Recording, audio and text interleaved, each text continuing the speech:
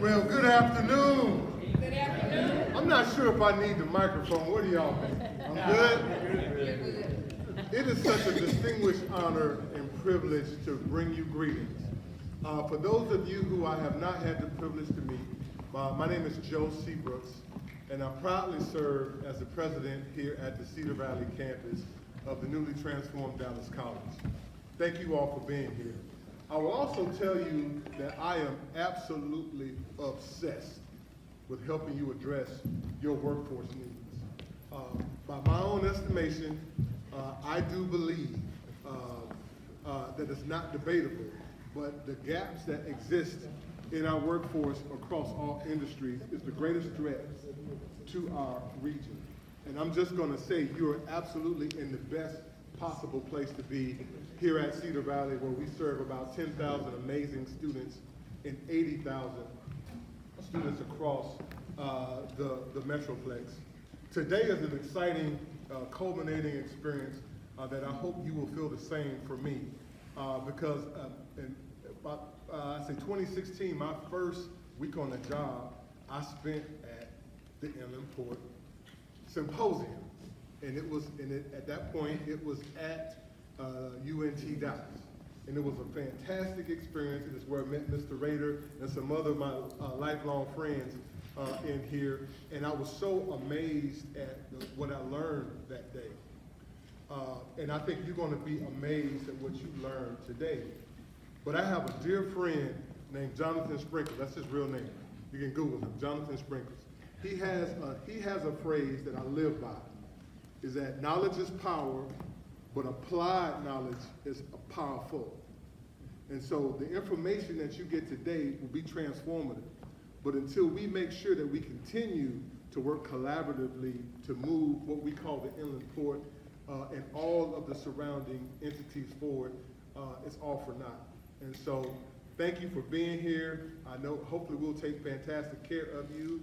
And with that, I have the opportunity to give a couple of quick introductions.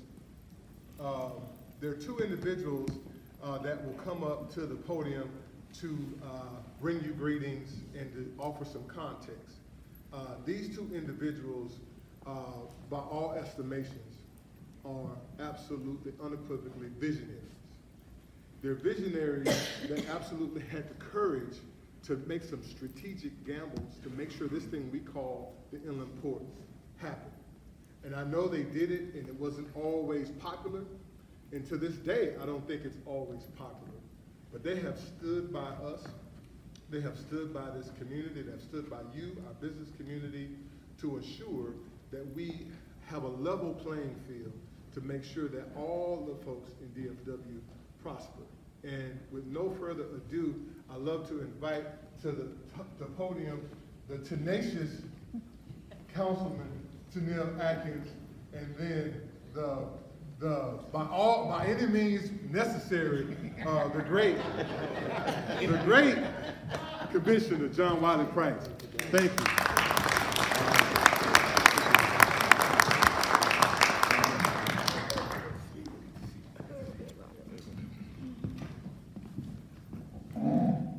First, let's give honor to God. It's a blessing to be here, especially during this pandemic. I hope everyone is safe and everyone, you can go back to the south part or the east part, whatever you're going to call them. Remember, stay safe. It's been an honor. It's been a journey that Commissioner Price and myself, and when I first started this, Commissioner Price way back in 2003, 2004, when the Inland Port was a dream. It just was a dream. It's something on the paper. We, the city of Dallas, invest about $28 million in infrastructure, but the one who came out swinging was the county, Commissioner Price. You know, he saw that vision. You know, he saw that it was not just about one city, it was about the county. It was about the region, how you pull this together. And I just want to give a good applause for Commissioner Price. And by doing that, we started a TMA, and again, Commissioner Price's vision, you know, Gary Thomas with DART, you know, the vision, Star Transit, you know, great vision. But this is a game changer. You know, we're setting an opportunity right now during the pandemic, and we're still growing. everyone want to come to this region, and we are the region, but one thing we got to have transportation. You know, we got jobs, and very, very difficult for people to get to the jobs. And that's kind of hard. It's not just the city of Dallas, it's the city of Lincoln, the city of Hutchinson, and Wilber, you know. So we got to do a better job to do that. I just want to be short and say that it's a pleasure for being here, but it also it's a pleasure for you being here today, you know, not, you know, virtual, you know, in person. I can see some faces and I know who is who and who is not talking, who is listening, you know. I'm gonna look at your eyes and make sure you keep your eye on the ball. But in a note that I just want to say one thing. If you think about Dallas, and you think about the region, you think about the East Coast, you think about the West Coast. When we talk about East Coast, West Coast, we talk about the seaport. And the seaport is the engine to generate everything. But you think about this region, we are in the center, we are in the heart of America. We can go down 35, 45, 20, rail, seaport, everything. But the key is we are nothing unless we work together as a unit. We got to work together as a unit. And the bigger thing we talk about is transportation infrastructure. And that's why I rely on the county and Michael Morris here for all the infrastructure dollars to help us out. With that, Commissioner Price, you can take over.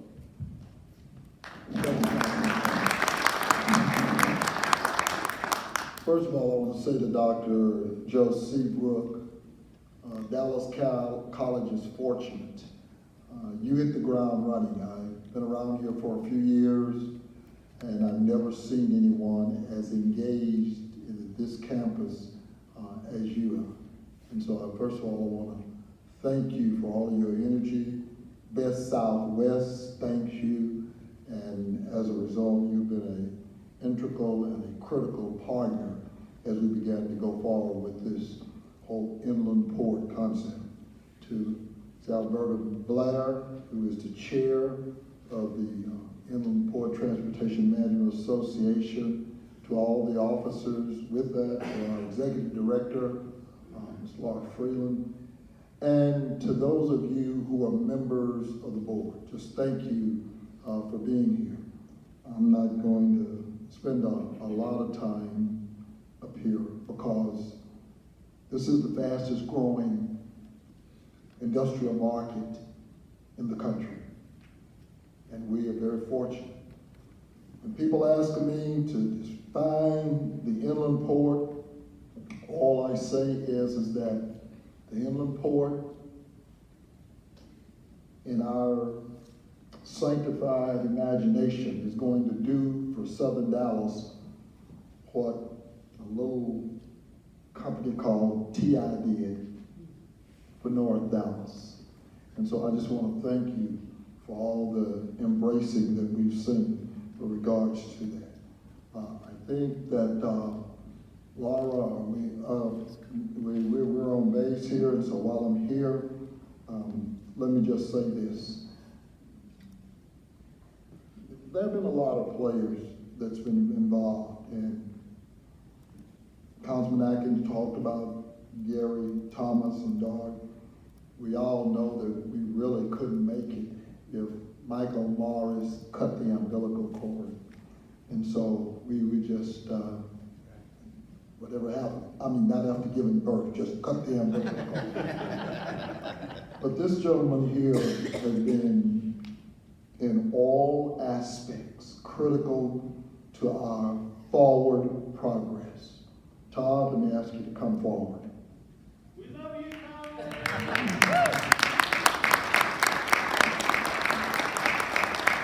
Todd Preston has just been on the ground. He's been solid, and he's acting as though he's trying to get away. So with that, Todd, we want you to know that successful is the person who leaves the world better than they found it, who never fails to look for the best in others and lives the best of themselves. wanted to put that on my tombstone, but there ain't nobody gonna believe it. But Todd Plesko is a board member for the Inland Port Transportation Management Association, and we wish you all the best, Todd, as you go forward. Thank you, Commissioner. Come on, we can do that.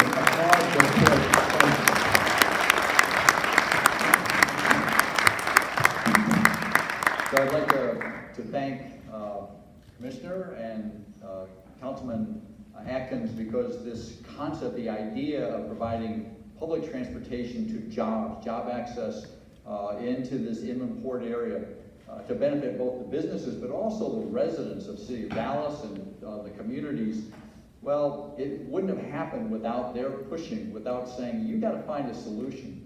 So we didn't worked on the plan, we thought about how the plan, but it wasn't until Michael Morris came and he said, I'll help you move that last mile, that last 10 yards to get to the success. And then of course we've been really blessed to have Laura Freeland to lead our group, and including the entire board of the TMA. It's really one of the best working boards that I've seen. So again, it's been fun. We do impact people's lives. We're providing mobility every single day. It's going to get better, and we're going to perfect any of the issues that we've got. So again, thank you for the honor and privilege of being able to work with all of you. Thank you.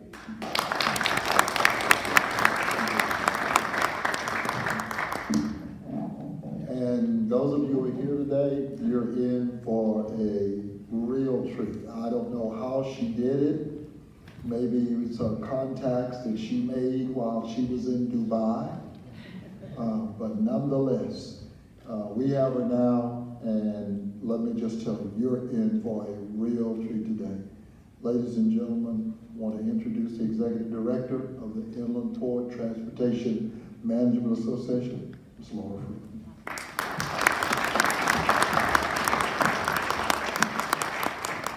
Hey, good afternoon, everyone. I'm so excited to see everybody in person, faces. I had to ask everybody, I hope you guys can hear me okay. I had to ask everybody, I know you. I can't remember how I know you, but I know you. And then they would tell me we were on the call for such and such. It's like, that's what it is. So it's nice to finally, once I now see you in person, I'll remember you, which is great. So I'm so excited this is in person. Couldn't be happier for the turnout. I want to just walk you through quickly what we're going to do today. We've got a couple things here we want to go through. We're going to start with the overview. We did I'm going to do a quick year in review.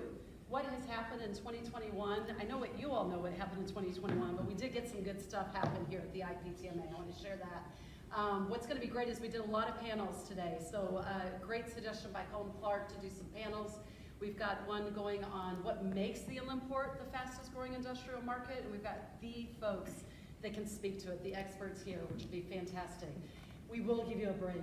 We will give you some water. We've got it in the back, so we'll take a break here. And then 2 more panels that I think are really important. We're going to have Nadine Lee, Michael Morris talk about infrastructure and transportation. So with all this growth, you have to make sure that we can accommodate it through the transportation and the infrastructure. And then finally, I'm super excited. It was Eric Brown that introduced me to Plaquemine Port. I am such a cargo gal. My background, although it started off as art history, I ended up starting off at American Airlines in cargo. And ever since then, I've never looked back. And when I was in the Middle East, as Commissioner Price said, it was to do cargo there. And it's my love. But I also wanted to do nonprofit when I moved back to the U.S. And I should have gotten a lottery ticket that day, because I lucked out the day that I found a job that's cargo, logistics, and nonprofit. I don't know how you get luckier than that. So next time, I should have gotten it when I did, but it's all good. So I'm very excited about the Plaquemine Port conversation. We'll close it up and we'll adjourn. I know we had it till 5:30, but we'll try to get you out of here early as well. So very excited about today. So let me tell you about the year in review. Oh my gosh, I could start off with what could have been the biggest challenges, right? I think so many of you guys have heard me say this. What a time to start. Guy Brown did a great job trying to take me around the Hutchins company to see him. Nobody wanted to see you. January of 2021 when I started, yeah, nobody wanted to see. So it ended up, I got in with a couple folks. I discovered I was like a car warranty person. You know how they call you on the phone and nobody wanted to take my call? And they would listen, or not doing car warranty, maybe I'll listen to her.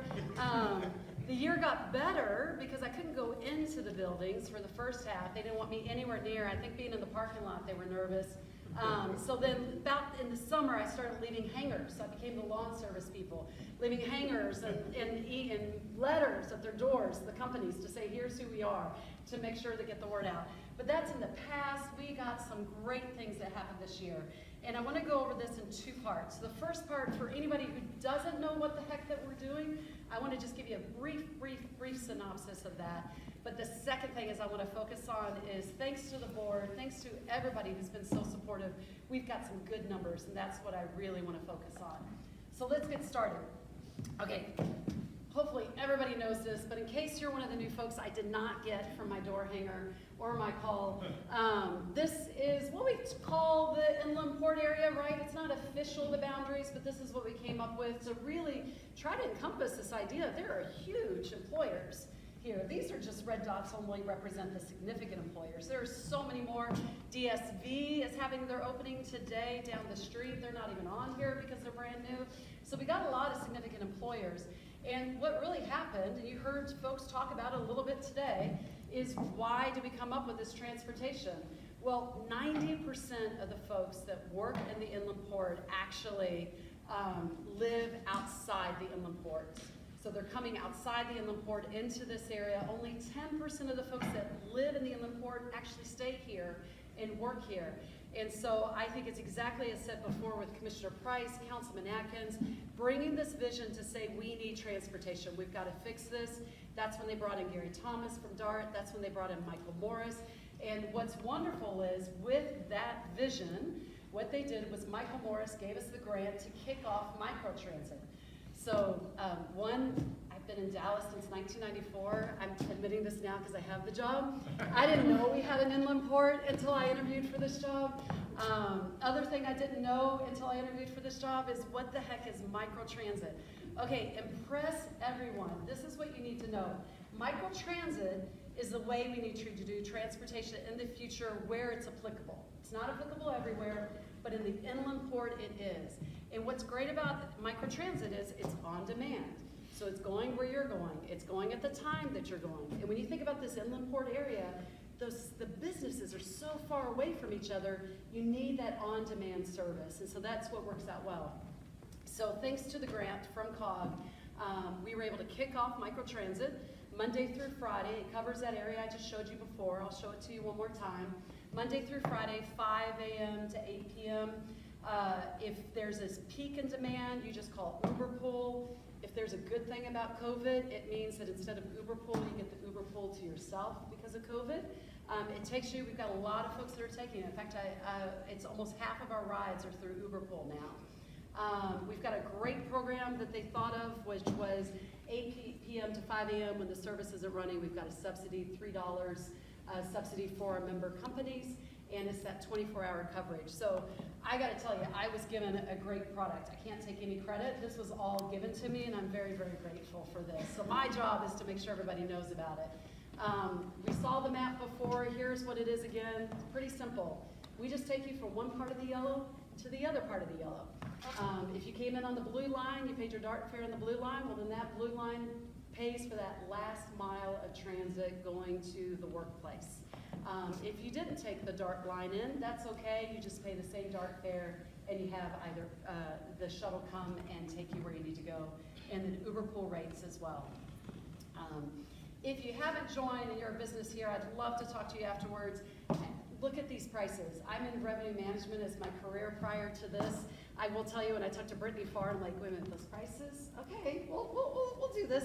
These are great. These are fantastic. And what's the purpose behind this? If you think about attrition, you know, average attrition, not necessarily in the corporate world, but what I found here in the inland port, $3,000 to $5,000 is the attrition cost per person. So if you think about, I'm going to take the low end, 3,000, you just got to hold back a few more people that didn't leave and that paid for your transportation for the year. This isn't like my airline days where I'm trying to make a profit. That's what I had to get out of my head. This is about making sure the community invests in this program, because what we found was transportation was the #1 issue. It's solved. It is solved in the inland port. So now we just need everybody to step up to the plate and really be a part of it, which I hope you will. But here, let me tell you about the numbers. Our service started for the inland port area. This nonprofit started November 2020. I could have gone back then, but I started in January, so I get to pick the numbers, and it's year in review. So year in review, look in January, we had 1,409 one-way trips that were taken in the month of January. What's fantastic, January 2022, a year later, 2,743. I mean, it's great to see that number almost double. It's been fantastic. We did have a little bit of dip both Februarys. We know that's weather. And wait time. Wait time has done really, really well. 11 to 13 minutes has been the average wait time.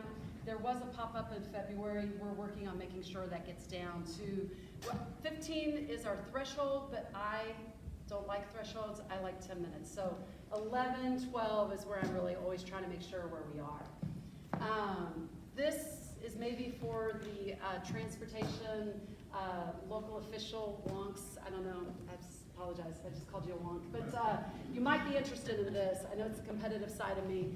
There's two sides to the inland port GoLink shuttle, right? So you've got the area that's covered by DART. They do the one area of the inland port for the shuttle.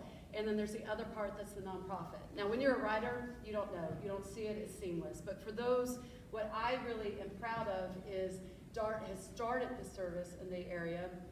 That's the blue line, the amount of riders. What's really neat to see is this gold line is the inland port, how the numbers have gone up for the inland port service. So it's fantastic to see that. And what's important is they're both growing, which is really good.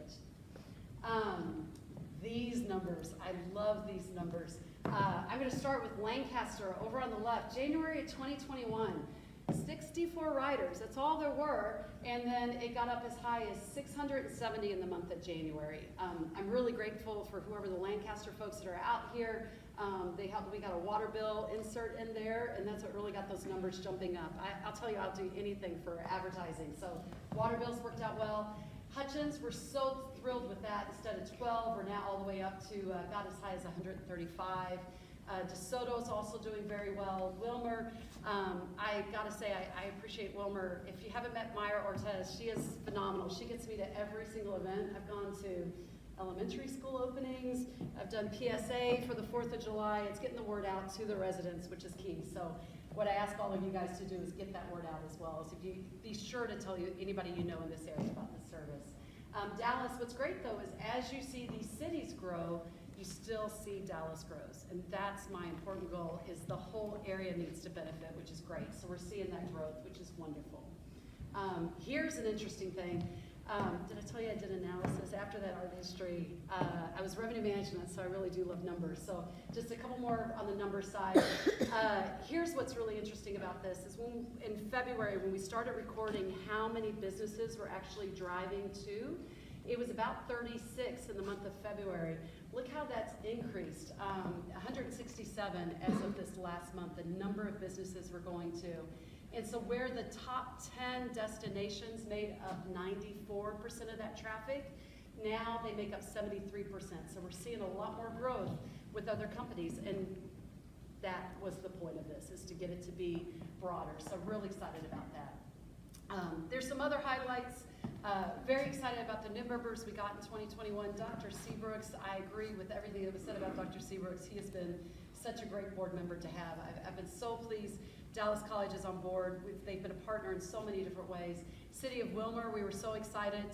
Gary did say, Laura, there's that one city, you got to just go clean it up. So get that last city to come in. It's really great. Rona has been a wonderful board member. We're happy to have them. And FedEx Ground, very, very pleased to have FedEx join us. I think what's great about them is they are fantastic. They know the importance of transportation, using them as a model to share this with other companies as well, because I love how they're doing this.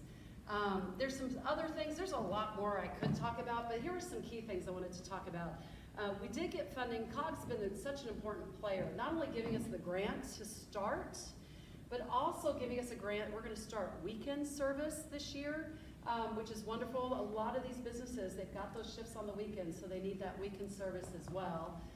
We've got a RAISE grant. There were only 3 groups that got a RAISE grant here in North Texas. so pleased that we are one of them. There's going to be kickoff this summer.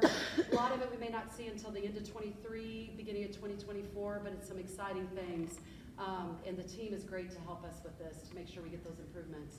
But this, it's only one sentence, and I could go on and on about this last sentence. Probably this year, what was so important was establishing relationships. It was establishing relationships with the businesses, with the nonprofits. The nonprofits helped me to know there's so many nonprofits trying to get people good jobs, and so connecting them with the businesses. There's so many public entities. I thought I had a good network. If you look at me on LinkedIn, it looks good, and then I knew no one when I started this job, because I have met so many people on the public entity side, the community side, been able to meet some wonderful, wonderful. Gail Terrell's done a great job getting me involved with the community. 5 Mile Association, just so many in the area here, which has been wonderful. And you know, what started off with challenge after challenge, I have to say, what I've told so many folks, I've done corporate America since '94, and this job is, I gotta say, I really did hit the lottery, because I have never been in a job to feel so much support. And I can't think of a single person who hasn't said, I'm here to help you, what can I do? And I'm not egotistical. I know it's not me, Laura Freeland. I know it's the executive director of the Inland Port TMA. It's that title. And that title is about a project and an organization that's doing something so important in this area. And if I could say anything at all, I want to say thank you to all of you. For those I haven't met, I look forward to be able to say thank you to you for what you can do to help in this area. We've got a great product that I inherited, and all it is making these connections, and I appreciate for today to do that, so thank you. We're gonna go ahead and get going for the rest of it, because we got some great panels. I think then the next one we've got is, I am going to go ahead and get us started with the next panel. It is the fastest growing industrial market. So what I'm gonna do is I'm gonna bring to the stage Gordon Shaddles. Gordon is our moderator for today. Gordon, if you haven't met him, this guy is fantastic. I was just telling him what I was trying to do, and he asked me so many questions about this particular panel. I knew he had to be the moderator. He is the Director of External Relations at DART. If you want anything beautifully crafted, press release, quotes, anything like that, he's your guy, and I'm so grateful to have Gordon. So Gordon, thank you for taking this on today. So I would, of course, let's see if I'm on here, like to invite our panel up to speak today. This is going to be like I said, I'm very honored to be able to moderate this panel, because I've got very smart people who are going to do all the talking. Cullum Clark, Director of the Bush Institute-SMU Economic Growth Initiative. There he is. A little about him. I promised I wouldn't read the entire bio. Help where I can. Leads the Bush Institute's work on domestic economic policy and economic growth. Big focus on, of course, the challenge of creating prosperous, high-opportunity regions, cities, towns, and neighborhoods. A great example of his expertise here with the Inland Port. I'd like to invite, of course, Michael Rader. I think everyone knows Michael at this point. President, of course, Prime Retail Insurance, Prime 45. And I think there are 3 fathers of the Inland Port. Michael is the 3rd. So, of course, involved since 1984, I think, involved in Southern Dallas, bringing development to the area, 145. In 2004, Union Pacific Railroad agreed to locate a $100 million intermodal facility on Interstate 45 in the city of Hutchins and Wilmer. And that's 7 years worth of work in his life, so I'm glad he's still here as well. And I think everyone knows Dr. Seabrooks. Very happy to have him here. Dr. Seabrooks, of course, President College of the Dallas County College. I'll never forget DCCD. It's stuck in my head. That's where, that's how I got mine on. Dallas College Cedar Valley campus here. Very happy to have him here. Of course, thank you so much for giving us the opportunity to be here. So, let's see here.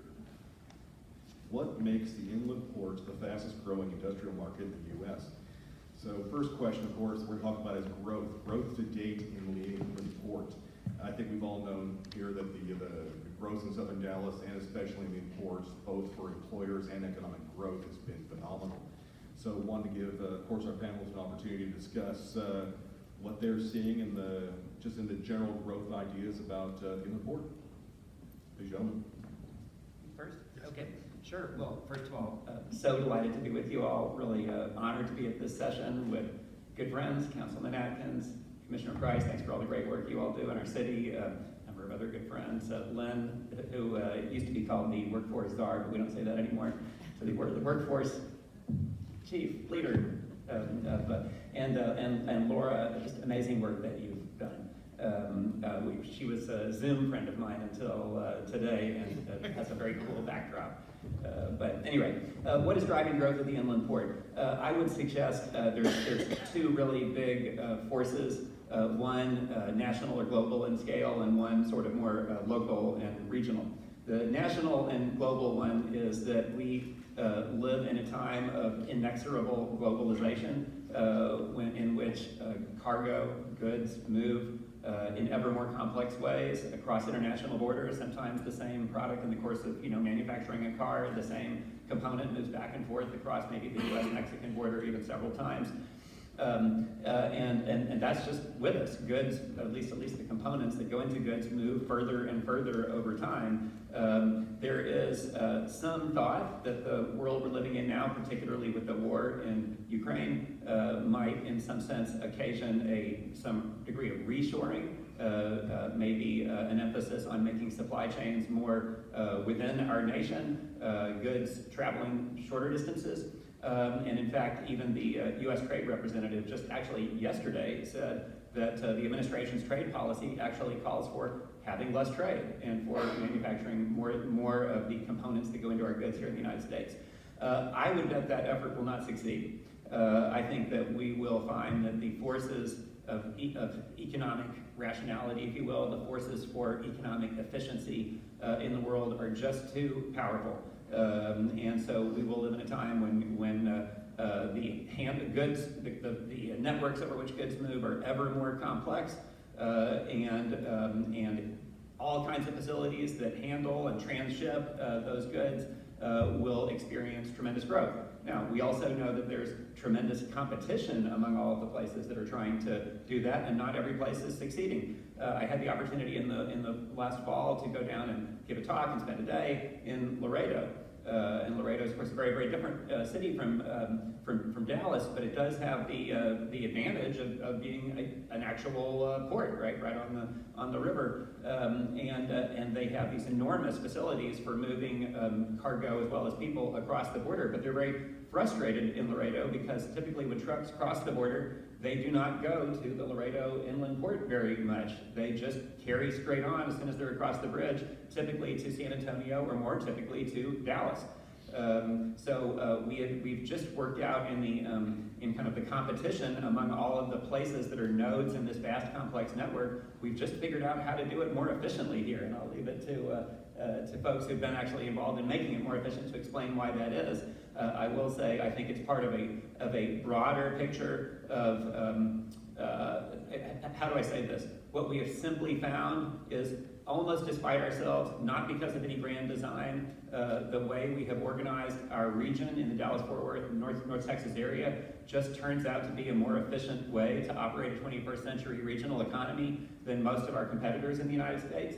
Like I said, had there been a grand design, it probably would not have succeeded. It took just a whole lot of trial and error and experimentation. And I think when you actually drive around here, which I confess I've not done as much as I should, and I want Laura to tour me around. But what's really notable is you can see that it wasn't the product of some one single, all-powerful mind saying, let this be. You can see that it was the results of a whole lot of incremental investment and improvement over a long period of time. What worked, it's generally in economics, what works, we keep investing in, and then it grows. So that's one, is the global goods trade. The other thing, which I'll say more briefly, is obviously in part, any time you talk about moving goods into or out of the Dallas-Fort Worth area, you also have to talk about serving the Dallas-Fort Worth market. And the Dallas-Fort Worth market is growing very, very fast. We're talking about the easily, in terms of absolute numbers, the fastest growing metropolitan area in the United States.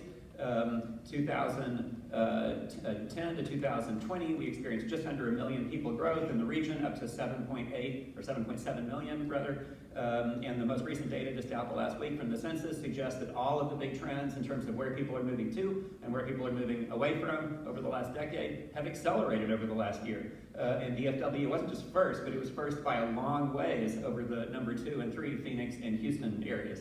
So there's just tremendous growth. You can say why in some sense is that? I don't want to I've written about this a lot and don't want to go on, but in some sense I think that we have, despite all our challenges, and I know you all are tackling those challenges. It's hard work every day, and we certainly have a great many challenges still to solve, but despite all that, we just seem to be a better place to do business, a better place to grow a business, a better place to be a kind of middle-income family trying to make ends meet and to chase the American dream and realize a better life. We're just more affordable, more easier to get around than most of our competitors. And that has turned out to be a giant formula for success. So as the market grows very fast, not surprisingly, the places that are nodes of the transportation network, even that serve the region, are going to grow very fast. So we've just got those things very much right. Cool, thank you so much. Let's see, Michael, a little bit, of course, Cullum did a great job, that large high view, the 10,000-foot view. Let's zoom in a little bit here. Give me some information on what you're seeing on the growth in the inland port specifically. Well, I'm very pleased to be here. It's exciting to join you with this. Laura, thank you for this opportunity. And Dallas County Inland Port Area and Transportation Management Association. I'm really pleased that I've got intellectual beside me. So I'm not so bad. Anyway, one of these days when I get an education. I do have an education in dirt. I figured that out. I'm an old guy, maybe the oldest one in here from what I'm looking at, but I came down here when I was about 40 years old. So we have seen a lot of dirt. One of the things you don't want to do if you're an investor is buy dirt and have to eat it because it's not a good taste. So you actually want to see some development coming on it. Over the years, I've seen a lot of activity. We've tried to make a lot of activity. I've seen it go to other places. My initial investment was made on one decision. I drove down here with some guys who told me that they were buying land. They're from California.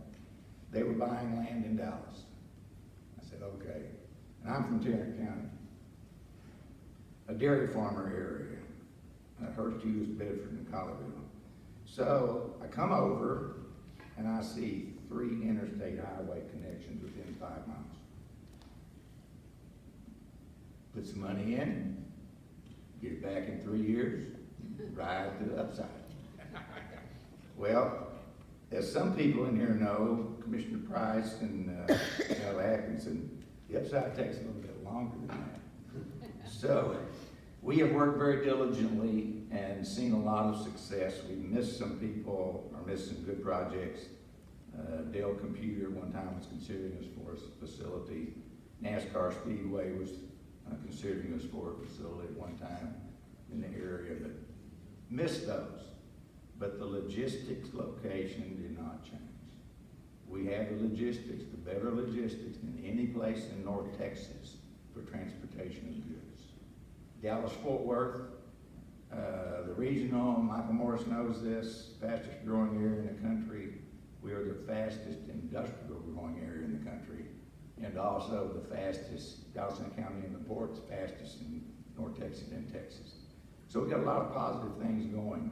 We started in 2003, well, I'm going back. I had Burlington Northern Railroad for an intermodal facility in 1995. Unfortunately, I got a call about 45 days before closing, and the director of real estate with Burlington Northern told me we're not closing.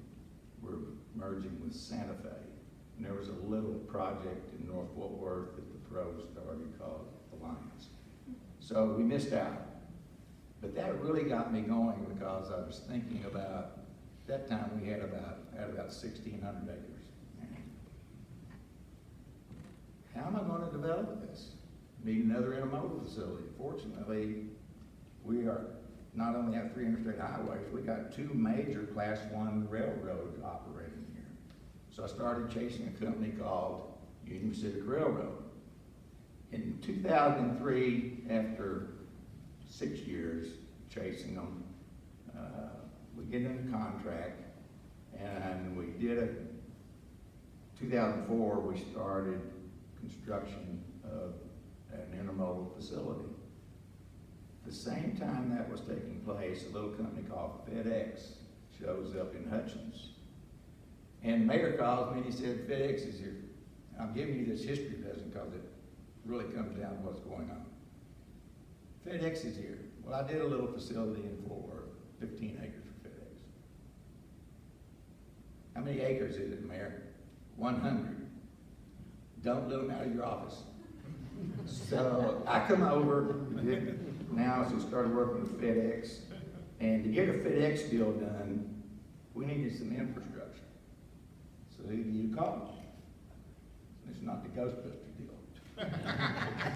This one you call Commissioner Price on. So we call Commissioner Price, and gets involved, and gets the support, and we get the infrastructure, road infrastructure put together for FedEx. FedEx now, I believe this site, I've heard it multiple times, is the 2nd largest facility in their network. So now we got Union Pacific Intermodal, we got FedEx. People have got a flood here. We've got all this logistics and got the big names. We ran into some economic cycles like 2008, and everything slowed down a bit. Subsequently, we keep working. 2012, we culminated a study called the Dallas County Infrastructure Analysis. And fortunately, there was a guy by the name of Michael Morris with COG. And he helped pull this together. It was the county, 5 cities working together to bring this study together. And it was a study to say, what's the existing infrastructure? What are we going to need through 2035? Following that, Commissioner, Michael, cities, you have to work together and get some infrastructure brought in. Now I know it's really going to move fast. We had incremental things happening, 2012, and now it is 2021. 2012, we had 20 million square feet of buildings. 2021, we got 60 million square feet of buildings. And everything is moving so fast right now. I'm busier than I have ever been in this quarter. And it's all because of international activity, national activity, and good supply chains needs being resolved. And if anything happened to create all of that, I think COVID caused a bunch of this supply chain activity. And I'll let the intellectual guys tell me that or not, but all I want to do is move dirt. I think that COVID caused a lot of that, and it caused everybody to start realizing the importance of the logistics, more so, especially all these big corporations. So we've got 60 million in 21. There are like 14 million square feet of construction going on right now in the inland port. Now there's a lot smarter people on dirt and so forth than me here. We got brokers, a number of brokers, a bunch of developers here besides me.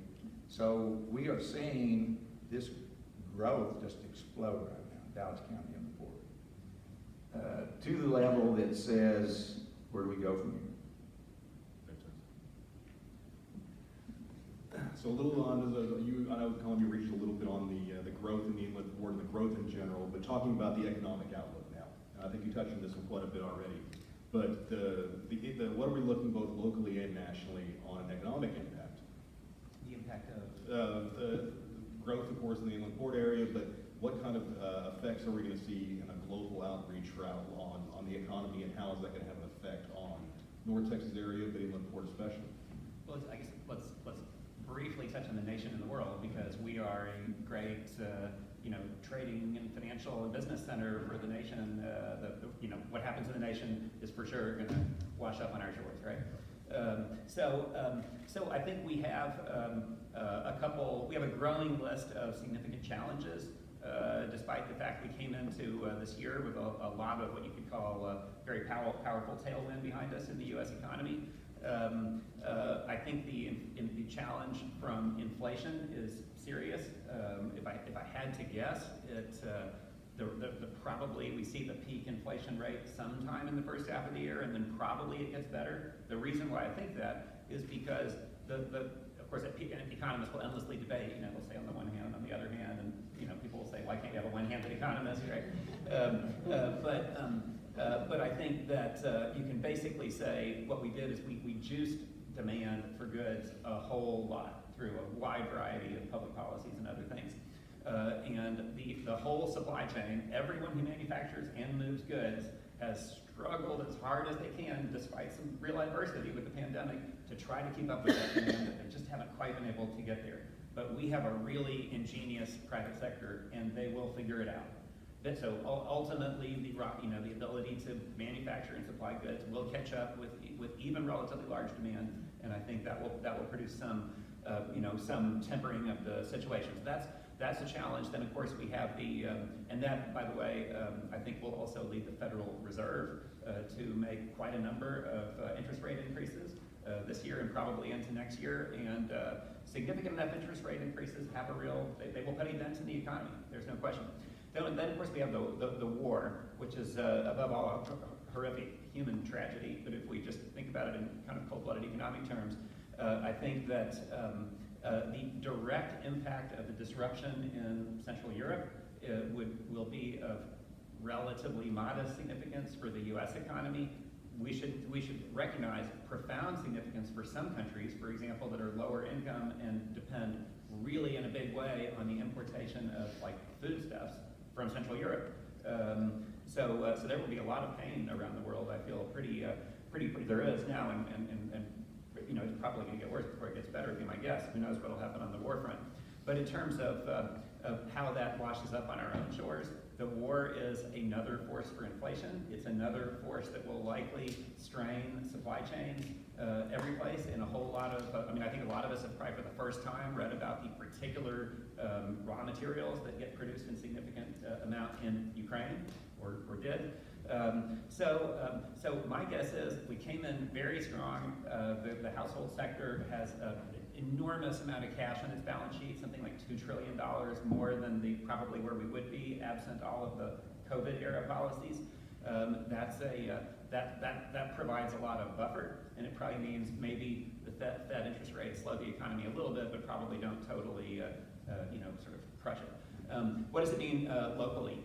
I think that obviously it has some effect, but I think what you heard me just say, the whole business sector is racing to try to move goods, in larger amounts, better, more efficiently, faster. That's great news for the inland port, right? It's going to keep life really, really busy here, I suspect. And I think beyond that, the Dallas-Fort Worth area obviously has this enormous growth. I think there are some interesting things to watch that are afoot on the local economy.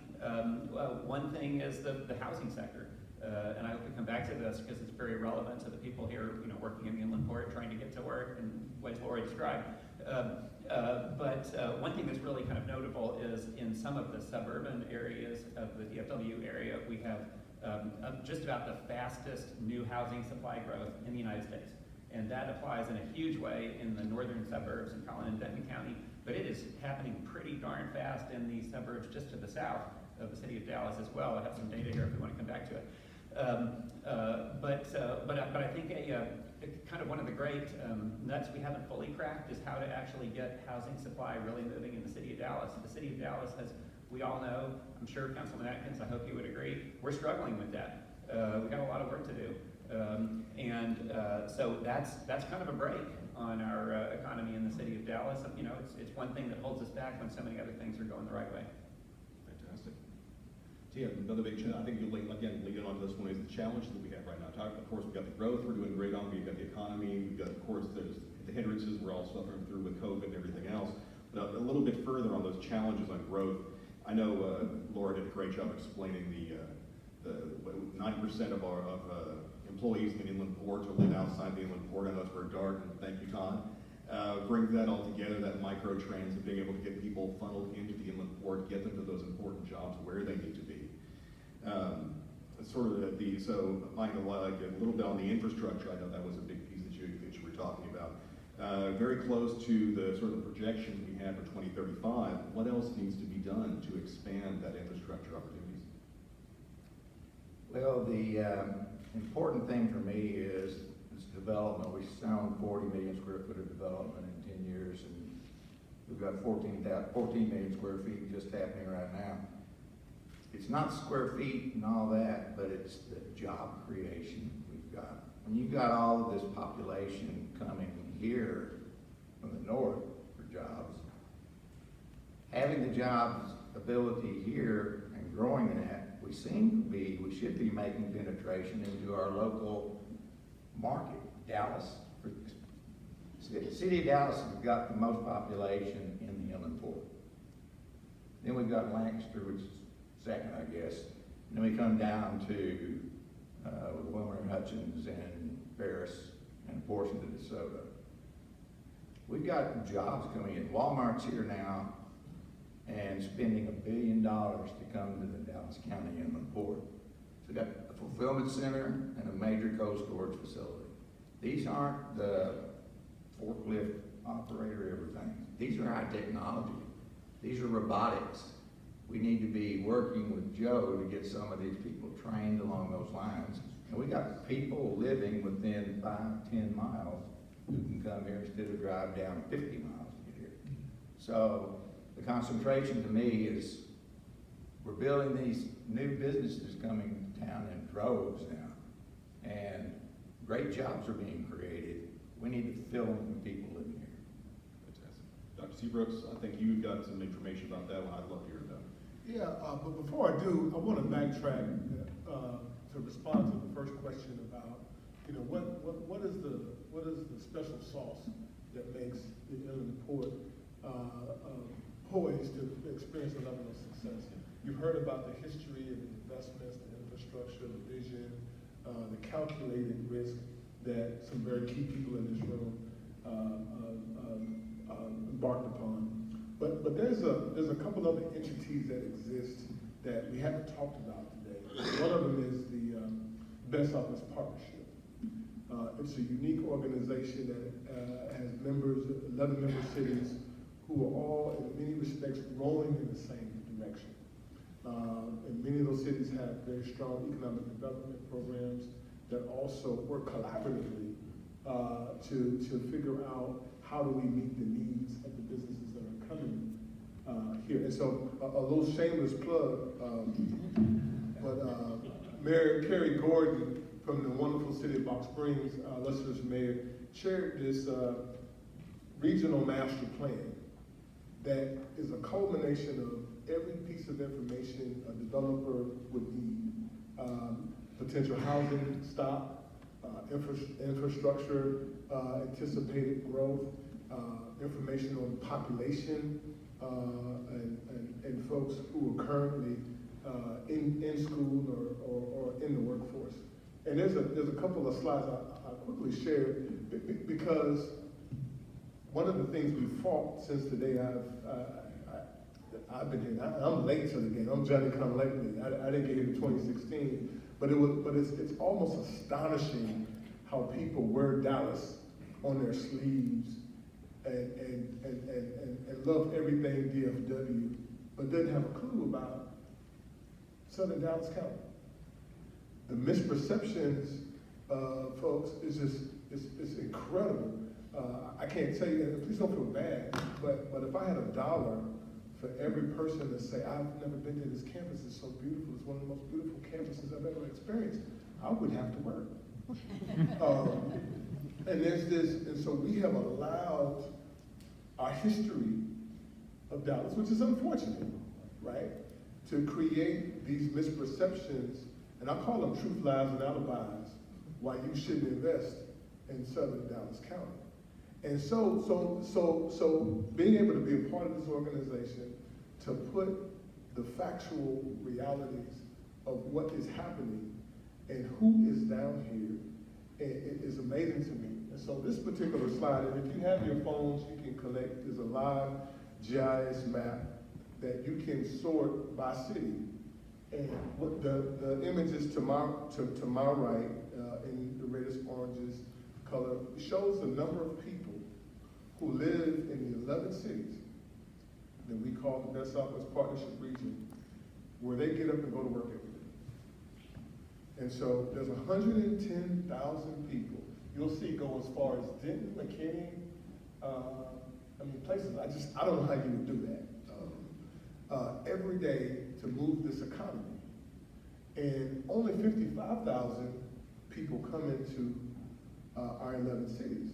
But you see there's a concentration on the blue. A lot of the folks who work here also live here, too. So what this tells us is that it doesn't matter the industry, whether it's technology, whether it's healthcare, whether it's manufacturing, whether it's logistics, the people who live here make this economy go. So if anyone's thinking about the impact of the pandemic, how it's made all of us rethink, do I really want to drive 45 minutes for this 15-minute in-person meeting? Do I really want to try to miss 3 or 4 calls that I'm going to miss because I'm in my car? It's forced us to think about it. If you want to capture this workforce, and you're going to have to consider making sure the jobs are in closer proximity where people live. And let me tell you a little bit about this workforce. Next slide, please. I better go to my notes because I can't see that. But let me. I don't want to get up and knock something over. But there are 18,000 community college students that are enrolled at Dallas College alone who live in one of the cities of that Southwest Partnership. I mean, there are folks in every field that you can imagine. There's engineering, there's technology, there's healthcare, and so folks in transportation, teachers early childhood. So as you can imagine, there's 18,000 folks who are amenable at a point in their lives where they can learn, want to learn, who are right here. And then what you won't see on this slide is there's this movement that we call early college high school. It's a phenomenon that I don't know if you know about this, but it's basically young people are able to start their college career while they're still in high school. And just to give you an example, just here at Cedar Valley campus, I have 3,000 students. 3,000 students who are on pace to get their high school diploma and associate's degree. We work with 6 high schools, and they're just some of the most amazing people. I would challenge you to go out to our YouTube page. Because I'm just so amazed at how little people know how amazing these young people are. Then you multiply that by 42 high schools across Dallas County. You know, we have 15,000 students who are going to probably get their associate's degree before their 18th birthday. Now think about you and your journey. I don't know about you, but I wasn't really ready to sit in nobody's college classroom when I was 16. I was trying to figure out how fast I can get out of this class to get to that girl. So there's some unique culminating things that are happening that is not happening anywhere else in the United States of America. And like I told you earlier, I'm obsessed with helping you solve your workforce challenges because you should not have one. With the location, the pace and the rate that people are being prepared, and the homes, we hear all the negative stuff, but the homes that our students are being raised in down here, there's something to be proud of. And so I apologize for going off script, but I just needed to say that. There's some other things that won't show up on a spreadsheet that is uniquely prepared us to take the world by storm. No, that's a fantastic, in fact, it sort of leads me automatically to my next question there. You got hands-on approach with the students in Dallas College. You know exactly where their passions lie. What is what does that future student look like? What is that student right now who is that future employee who's going to lead this growth and build that economy? Who is that person? What are they interested in? Boy, I'm telling you, he's gonna stick it to me. So let me answer that two ways. I'm not running for office, I promise. But let me answer that question in two ways. Number one, when we talk about workforce, let's talk about households. Let's not just talk about the youngest people in the household who probably has the largest number of years they have to work. But there are a lot of parents and caretakers and loved ones who are underemployed, who are taking a job, driving halfway across this community, making less than they would if they knew about what's happening right here. So that's point one. Number two, so let's talk about our generation that's coming through the pipe. They absolutely know they have choices. They absolutely know they have options. Now, can I be honest with you? Now, this is gonna hurt some of your feelings, and you're gonna make some of you mad. Just promise don't stay mad, okay? But because of the different corporate stories and stories out in the media and what they've observed with parents and grandparents experiencing job loss, there's a generation very suspicious of the traditional corporate structure. They're very concerned about their talent being exploited and then being left with nothing. So I mean, I can see a couple of links because I've done some interviews with students, and they'll tell you they want to be at a place where their values align with theirs. They want to be at a place that will help them grow, a place that's flexible. That is the number one thing that I'm hearing. And be flexible, but while everybody's being flexible, don't leave me with all the work, right? They're very, very, very specific about what kind of work environment that they want. Another thing too, and I was sharing this earlier, I want to partner with you because I want to challenge you to think about how you recruit a little bit differently, because the pandemic has exacerbated their comfort with meeting people new.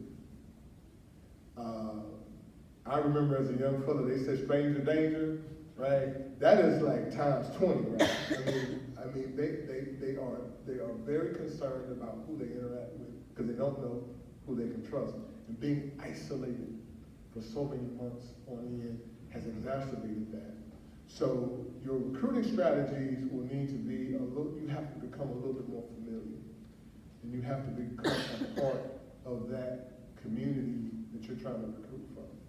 And we're happy to help you do that at Dallas College. I know my colleagues, Dr. Munn at UNT Dallas is happy to do the same. But it's going to take a while, I don't know how long, for this generation to really overcome some of the social deficits that they've had to endure that we take for granted. And so I'll stop there. No, I would keep going. No, that was it. We're on a roll. Now, Cullum, I noticed you were agreeing with Joe on just about everything he said. I mean, Which is the first, but thank you, Cullum. that's true. Never disagreed with Dr. Cedar. That's the market. The employers, the new employees have choices now. There's right now, I know there's more jobs than there are people to fill them, or at least interested in filling them. What do employers have to do now to get those new employees in? What is the build there? Well, I think the first thing to say, and I think it's it's really important people start to take this on out there, is that the concept of labor shortage, skill shortage, et cetera, is exacerbated by the pandemic, but it's not mostly about the pandemic, and once, the more the pandemic recedes, it'll be, aha, we'll solve it, right?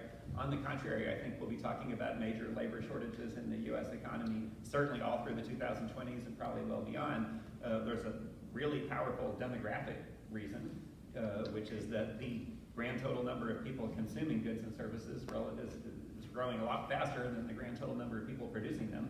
It's all about the age distribution. And that's not going away. So I think all that happened with the pandemic is that we accelerated to a certain degree the retirement of a vast population of baby boomers who were going to be retiring in large numbers every year, so a little bit of that got pulled forward. The numbers who are sort of sitting out of the workforce who might otherwise be in it because maybe, rightly fearful on the health grounds over the last couple of years or other factors is not tiny, but it isn't enough to explain most of the challenge. So it's going to be with us. Now, so I would suggest that employers are going to have to, I totally agree with everything Dr. Seabrooks said, they're going to have to compete in all kinds of new ways. There's a brand new study out from Bain Consulting. I would recommend it to any employer. I literally was just reading it yesterday, haven't quite read it all yet. But they did a great big survey, talked to several thousand people, employers, young people in the workforce and so forth. And they basically found what Dr. Seabrooks said, that compensation for sure matters, and a bunch of other stuff matters too. So they're going to care intensely about the values of their employer. They, as Dr. Seabrooks said, they're going to care intensely about all kinds of flexibility, when and where they work and on what terms. And I think that's just here to stay. And we were already in an increasingly knowledge-centric economy in which, in a sense, there was a shifting balance of power away from employers and towards talent of all kinds, okay, towards employees.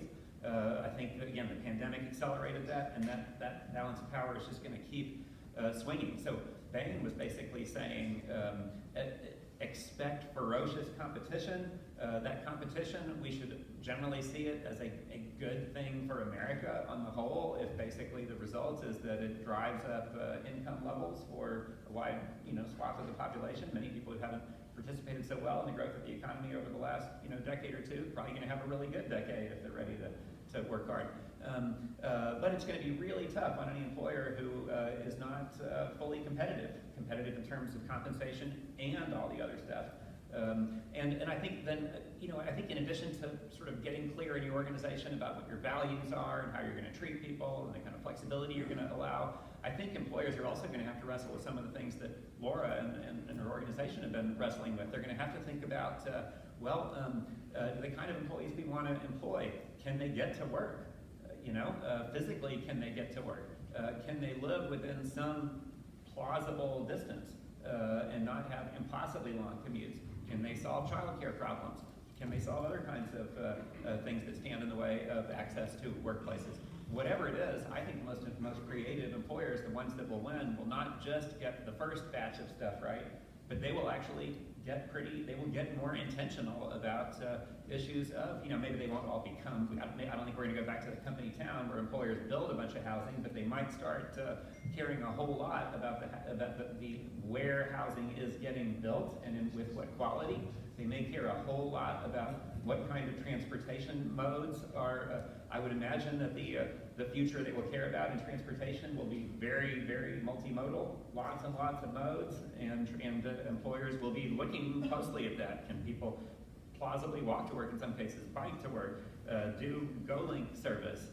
If they want to drive, is it relatively easy? Is there other buses, et cetera, et cetera? So my guess is it will be a ferocious competition for talent. Those who win will succeed. Plenty will not succeed. I think we'll read many, many stories of companies that didn't get their workforce policies right and essentially went into decline as a result. But can I share some good news? Yes, please. Some fantastic news. If you can forward to the next slide, right? So many of you may already be familiar with Handshake. It's the #1 career services platform across all colleges and universities in our nation. And recently, Handshake decided to let community colleges in on the game. And if you go to the QR code, you can get all the information you need and you can start signing up today. Here's your competitive advantage. You heard about the Inland Port GoLink Transportation Service. Dallas College, Cedar Valley campus is indeed a member.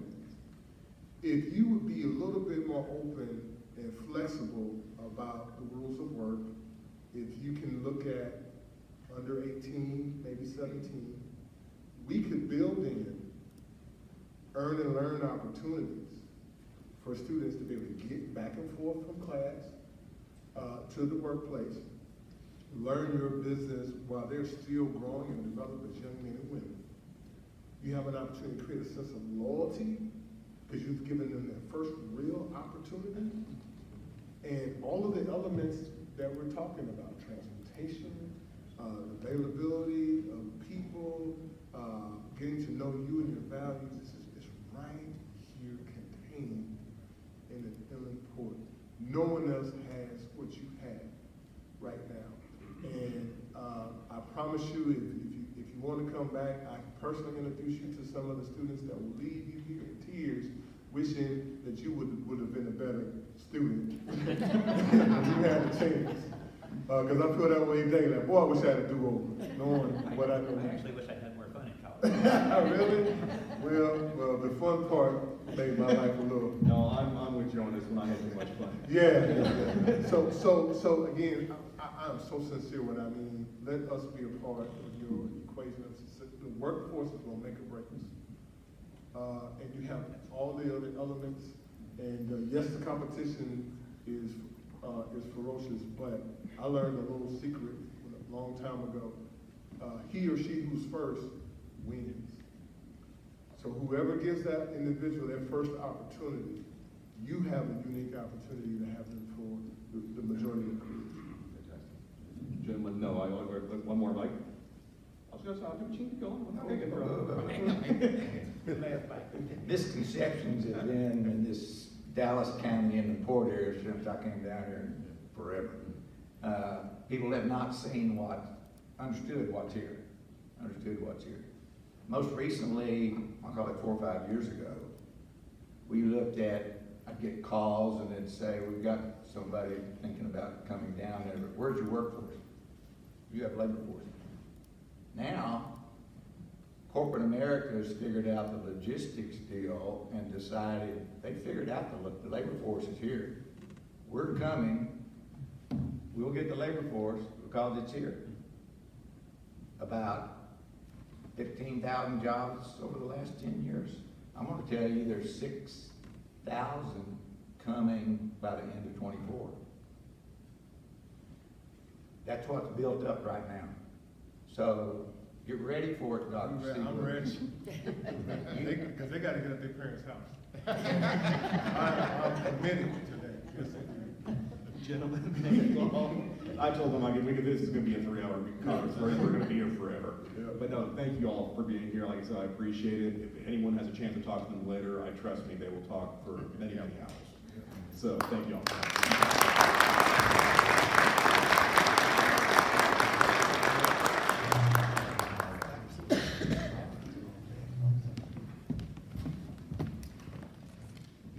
You heard the story, The Tale of the Two Cities. Everybody read that book, The Tale of the Two Cities, in the north and the south, in the southern part of Dallas. And you heard all the growth and the importance of the Inland Port. The Inland Port is a nucleus that is going to grow.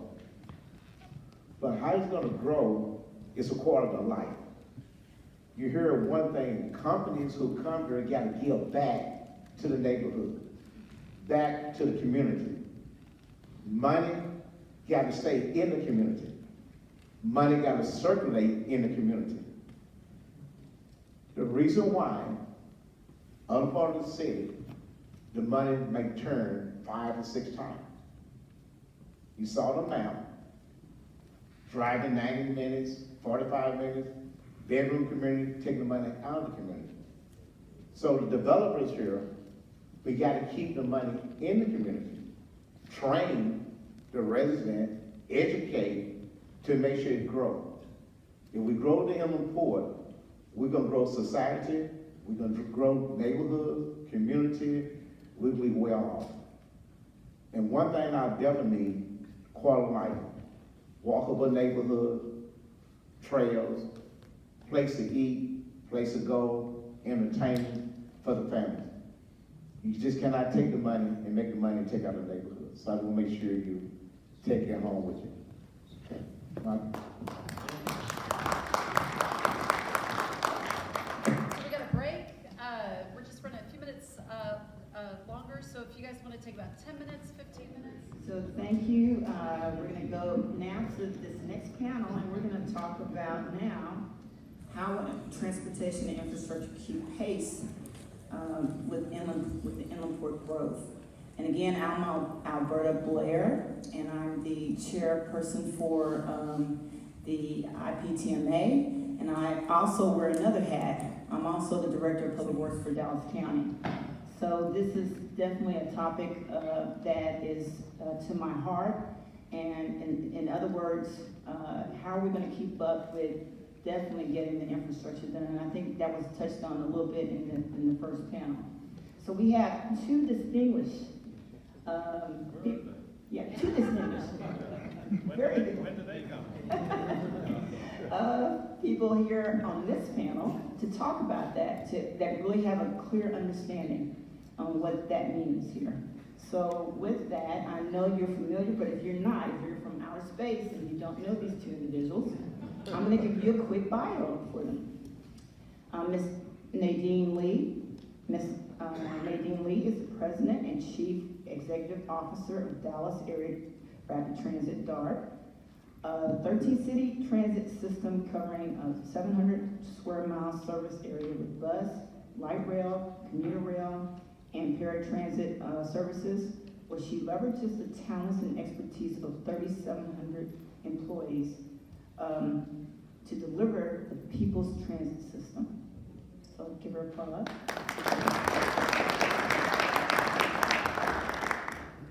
And also on this panel we have. Very good, thank you. And again, Michael, they may be from outer space, but you know who you are.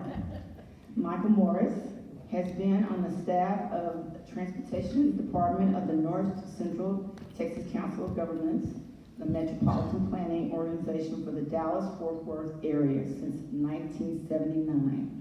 That's all I'm going to say. Give him a applause.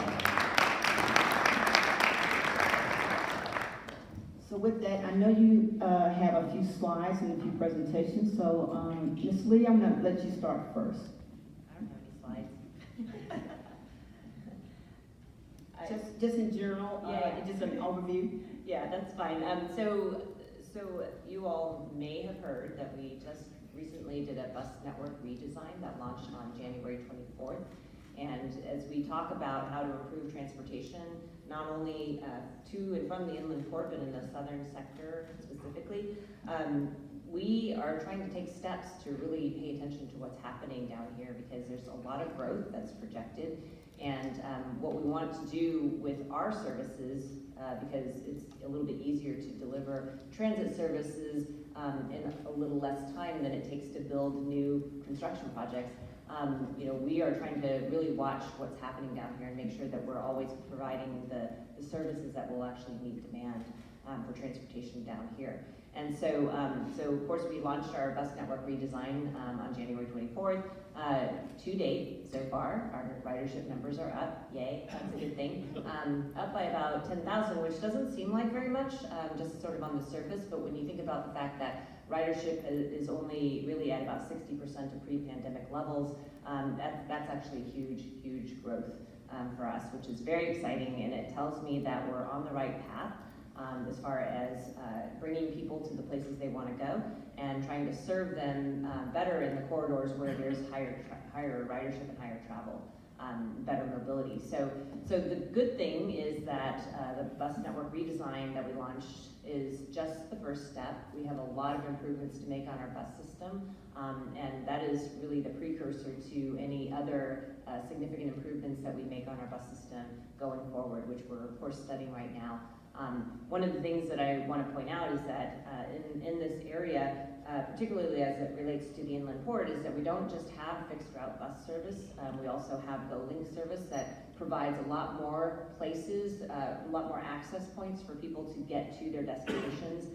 Obviously, as you all know, an intensive port system that has a lot of warehouses and distribution centers is not necessarily conducive to high density travel and high density residential, but making sure people have the opportunity to get to their destinations at the warehouses, even though the warehouses may be half a mile or a mile long, we may be able to find ways through the GoLink service to get them door to door, which is a really important aspect of trying to get people out of their cars and traveling in higher capacity vehicles.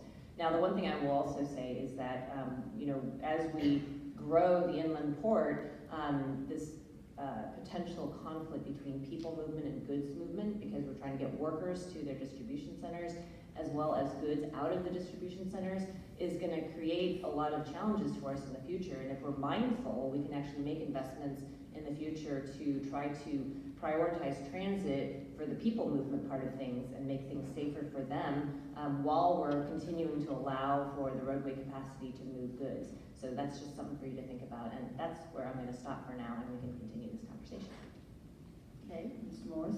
I have one slide, but because of what was said earlier today, I wanted to give a little historic background for those of you that are new, the magnitude of effort to this particular point. So take my slide off if you don't mind, so people don't look at that slide. I had a slide, I'm going to get that slide back. Councilmember Atkins and Commissioner Price, thank you very much for the invitation. Laura, thank you very much for what you do. The RTC invested in an organization, you and Alberta and other members of the board, thank you for hitting the ground running. Todd Plesko, you were recognized earlier today. There isn't a person in this region that I work with that isn't more deserving of the recognition Commissioner Price gave you, very well deserved. Shannon Stevenson is here. My name was said a few too many times today. Shannon, if you just raise your hand, she does this every day down here, and she really needs to be given the credit for the work that we're doing. And then on the break, I ran into State Representative Carl Sherman is here. So I don't know if he's still with us, but it's very nice to have a state representative come back to his home, let's say roots, because you were part of the team that helped create the vision. So State Representative Sherman, it's nice to see you again. The DFW Miracle is a dynamically priced managed lane system that we're partnering with the private sector that results in the private sector putting $13 billion into our most congested freeways. So we don't have to put in $13 billion and we can spend it in other parts of the region. So just because you don't have a dynamically priced managed lane, you're the winner of others in the region paying the price of a dynamically priced managed lane, because that money can be spent in other places where dynamically priced managed lanes are most likely not warranted. So 15 years ago, it started with a conversation. I'd known Commissioner Price earlier, but it started with, hey, we're building an intermodal hub. Is anyone from Union Pacific here today? That's good. Union Pacific Railroad says, yes, we committed to build a grade separation over our new intermodal facility, but we never committed to when we would do it, so we'll just keep that roadway closed until we get around to it. Well, it was a major east-west thoroughfare street for the community. It is now being severed by a north-south intermodal facility, and it wasn't acceptable to us in the public sector that that was a plausible future. So we started with 2 grade separations over the intermodal facility. Then we advanced Loop 9. Loop 9 is now under construction. It was a vision back then. Rick Williamson, when he was chairman of the Texas Department of Transportation recognized Commissioner Price's work in this part of the state.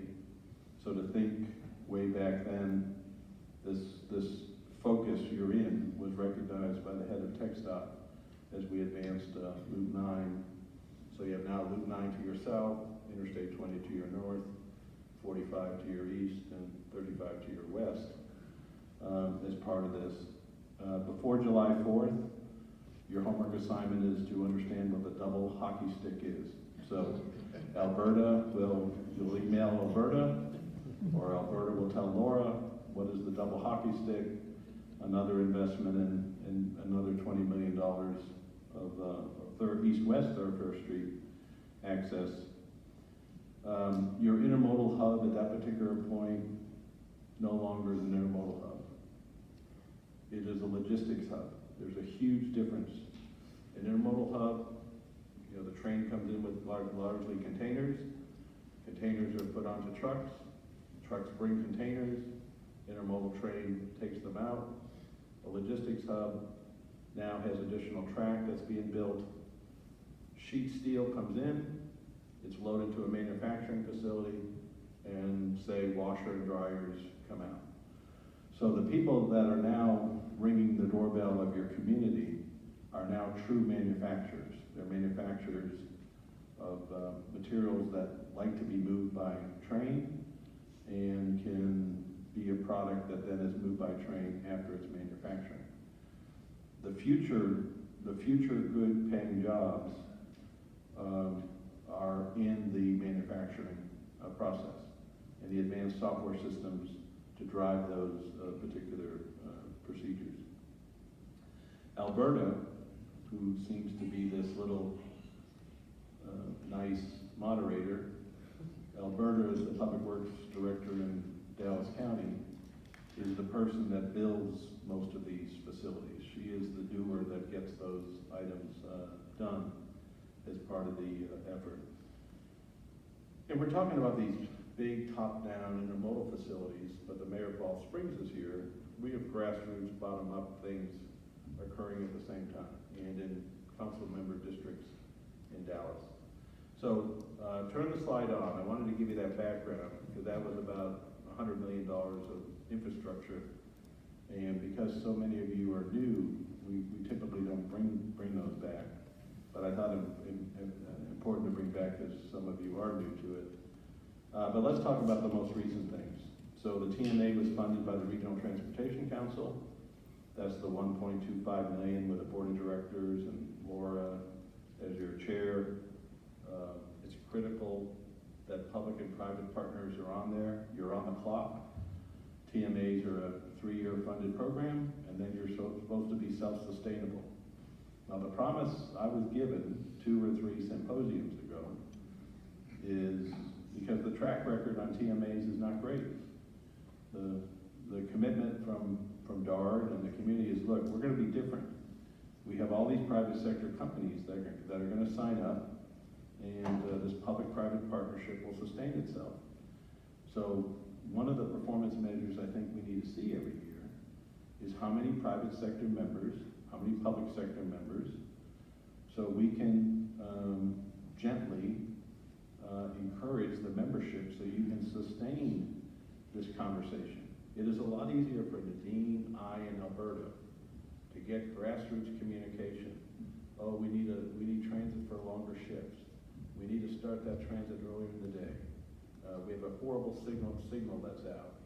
Our trucks can't make this turning radius. Our trucks are queuing at this particular location. Our trucks are destroying your pavement at this particular location. It's creating a stormwater problem. This organization is a grassroots organization to help communicate to us how to improve the product we deliver to the community. So please honor those commitments, and let's keep the TMA alive, and let's have the 12th annual TMA banquet. Shannon, to her credit, she submitted to this nation under a competitive grant process 3 times the RAISE grant. It lost, and then it won. Electric transit vehicle equipment, partnering with DART, partnering with the communities in the south, pedestrian infrastructure, new traffic signals. Third time's the charm. I probably shouldn't say this with my outside voice. A change of administrations in Washington with greater sensitivity to a different type of community probably didn't hurt. We then went with the freight signal optimization project. Trucks don't accelerate very fast. So we realized the green times for a lot of the signalized intersections in the southern sector are time for cars, when 1 or 2 trucks maybe can get through that green time. So we have a new signal optimization system coming to your intermodal port that will use technology to see if those are trucks or cars and adjust the green time to get more capacity through our intersections, with the goods movement getting priority at some of these key intersections. And then, I don't like to get in front of my board, but today I will. We are going to submit an $82.5 million raise grant, we call it raise grant number 2, for Beltline and Sunrise, additional bike ped improvements, the whole comprehensive approach led by Commissioner Price in Alberta, us now taking advantage of the focus on intermodalism in this new administration as part of that particular process. So it's a great partnership that we have with DART. DART was the one that brought us to the table on the TMA, brought us to the table on microtransit. DART will bring us to the next 2 or 3 or 4 things that we need in this community. Please work with Shannon. Let's continue the process. A lot of the solution that we're going to get into isn't just on the transportation side. I commented on that in other symposiums. It was touched on earlier today. I want to talk about. But the public sector, all 3 of us are ready and have been for decades to respond to the needs of this particular community. As I've said publicly, I can't say it in too many places. I can't let the Dallas-Fort Worth region grow all the way to Oklahoma City. It's not sustainable. We're going to develop billions and billions of dollars worth of freeways, 60 miles from our urban centers. I've got to infill the central parts of our region, especially in those areas that have transit service. It is not sustainable from a revenue side, cost side, economic development side, air quality side, safety side. It is just so much more productive for us to turn over the rocks in this part of the community and maximize these public and private sector partnerships. It's great to be at a community college as sort of a fundamental trigger element, because I think it is a fundamental element to help on this creation of jobs needed to sustain this very successful initiative. Okay, thank you so much. I know Michael was going to definitely give us a full overview, so thank you so much. I only use 1 slide. I know. With that, I know we've heard a lot about the pressures on infrastructure. I think the previous panel touched on a few items, from housing to just key elements, and I think you even touched on some of that too, Michael. What do you see as key to the pressure, besides the jobs, besides all that? What do you see as key in the sense of pressure to us doing these improvements and getting the infrastructure as quickly done as possible? Yes. Okay. Thank you. So I'm a strategy person, and I think that one of the biggest obstacles to every organization, every region, in trying to figure out how they're going to target their infrastructure dollars is really understanding what we're trying to achieve. What do we want the future to look like? I think about, of course, I came from Los Angeles, and I think about the whole Dallas Metroplex, and I think this applies to the inland port area as well.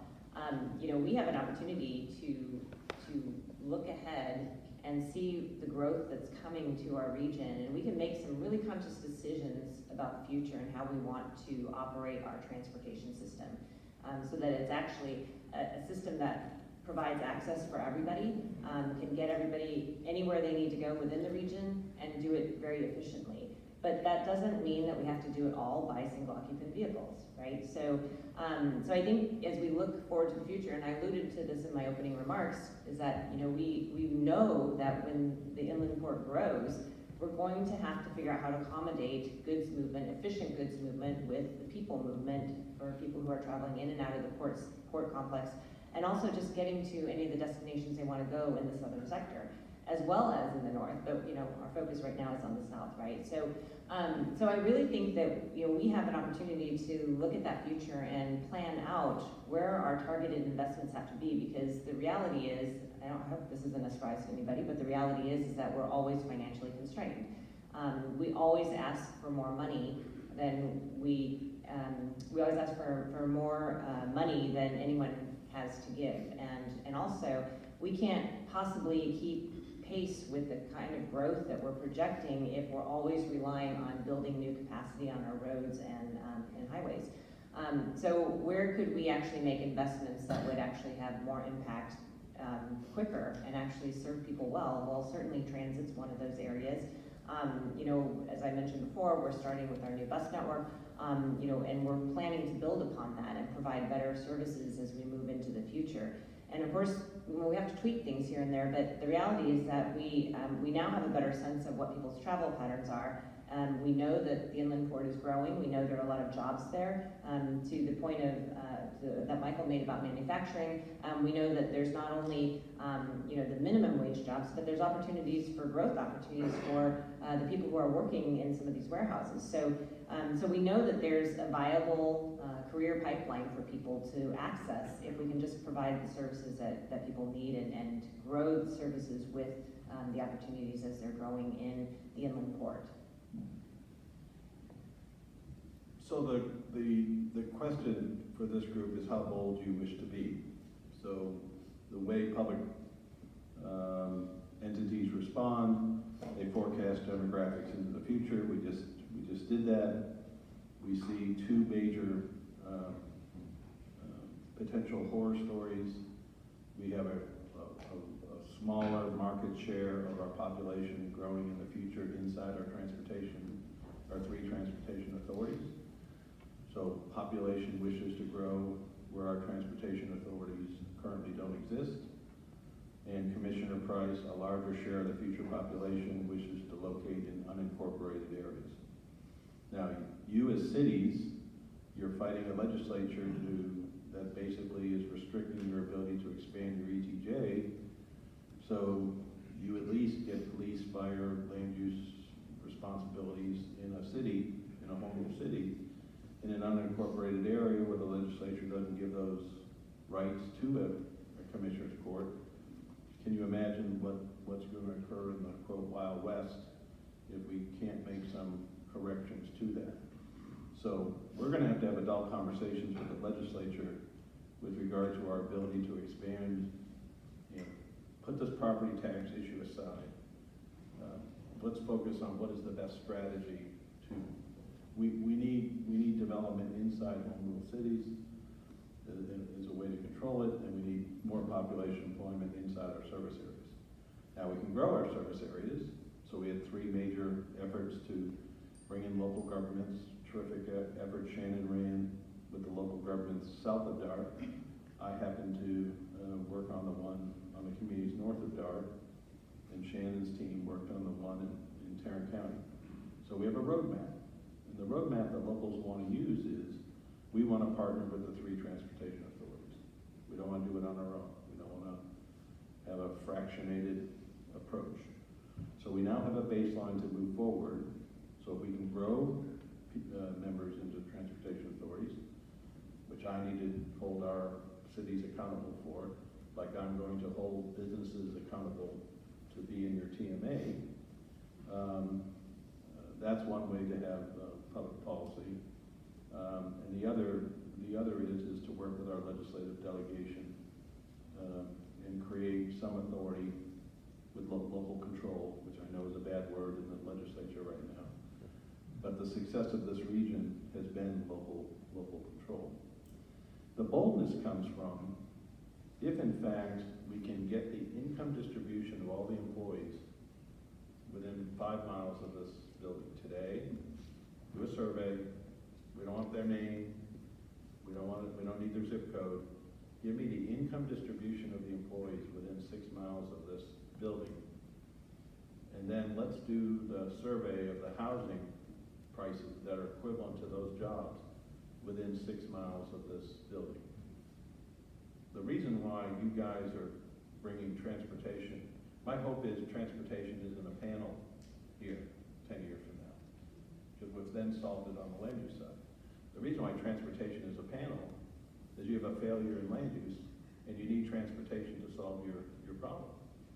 We need more residential activity, homes or apartments, or residential choice within 6 or 7 miles of this building that has the same income distribution of the workers that are coming as an intermodal hub and the income of the workers that will be coming as a logistics hub. And to build that residential activity so we can provide sidewalks, transit, micro transit, or let's say it's in Dallas. Would we be bold enough to say, you know what, we're going to build a 3-mile an elevated DART autonomous vehicle, and we're going to shuttle from this residential node in this part of Dallas, or extend the light rail line, or use the corridor that goes to Waxahachie as a part of a rail. Instead of just responding to a grassroots, here's where everyone's going to be, put it in the computer, what's the simulation tell you, here's my volume to capacity ratios, here's where my transit ridership is, I need new stations here, I need new roadways here. Or are we going to be bold enough to try to create where the location of the population employment should be and use transportation as an asset leader to influence where that population employment should be? We either chase the public's demand to be free and go in certain locations, and then we chase that, or we're bold enough to build transportation. A good example is where the USDOT building is in Washington, D.C. USDOT went there was a light rail station built.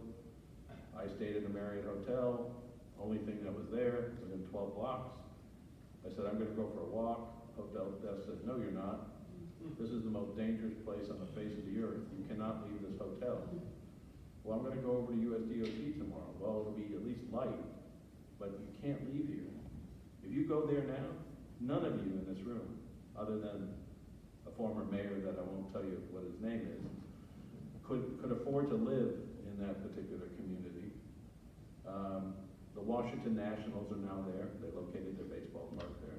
There's got to be 400 6-story buildings there. Everyone wants to live there. And 18 years ago, it was a horrible place. What did they do? They created the Delta. They created the transportation environment through transit to actually change the marketplace of where people wish to go. You're doing that here. We have the opportunity to do that more. Are we brave enough to say, you know what, we're going to build a $100 million transit connection? It's not warranted if you look at the traditional marketplace simulation, but we're going to force a creation of the demand. City of Dallas, how are we going to expedite residential construction, as you heard earlier? What is the distribution of housing price do we need so someone can work, live, and play in the same neighborhood? If we're able to do that, Alberta, to your question, that takes the pressure off of us of having to, write a $13 million grant to try to get people down from the Veterans Hospital on the light rail system to destination and get people in this part back to jobs in the DART service area. So land use has to be put into the toolbox to help us. Well, with this, one thing here, I think someone said beforehand, we could take this group right here and do a full day symposium on transportation improvements. But one thing here is, and I had a lot of questions to go over, and I know we have another panel. Well, Laura's giving me the 5-minute warning. So what I'm gonna do now is just wrap it up, close it out, and again, you know, we talked about technology, we talked about what's the pressure issues that are really driving this infrastructure push. I love what Michael said. If we're at Symposium number 12, we have all the infrastructure issues that are still we're facing. I just want you to kind of give a final comment on the direction and the future of where we're going and what you see. And I know you've done some of that already, but just highlight it, and then we'll go ahead and close. Laura, will that work? Perfect. Thank you. Okay? You want me to go first? Yes, ma'am. Okay, so the direction for the future, I mean, first of all, I love what Michael said about being bold. And quite frankly, it's not really that bold. I know that in our current political environment, it might be a little bold, but the reality is that there are tons of lessons learned all around the country, including right here in the Dallas-Fort Worth region, that we can learn from and try not to make the same mistakes. We know what's coming. We can make conscious decisions about how we want people to live and access the jobs and the services that they need. We need to make those investments, and sometimes that means that government has to subsidize some of those, some of those services coming to the area ahead of when the market may bear it. And that is certainly something that I think as a community we should be thinking about. But also I think that, we've got to get out of this mindset of rewarding people who drive their single occupant vehicle everywhere. And admittedly, I drove down here. By the way, I had to take a 5-mile detour because there are no exits on eastbound I-20, as you all know from the history of the development in this region. But 5 miles, really? So I really, I think that, we have the brain power and the intellectual capacity and hopefully the courage to actually do things differently than things were done, say, even in the north or anywhere else in this region or anywhere else in this country. And we could actually show people how to do it right. And I keep saying to people that the North Texas region can actually avoid becoming Los Angeles. We don't want I-20 or I-30 to become the 710 freeway out of the ports of Long Beach and LA, but it's getting there. Even just a short time I've been here, I've driven on both highways, and it is kind of scary sometimes. We can make these decisions now, and we do have to be courageous, but collectively we need to be aligned about what we're trying to achieve. I had to write down about the 5 miles of missing exits on there. I was going to make a joke that the number of pamphlets I had on how to get to this building was longer than the slides I had for my presentation.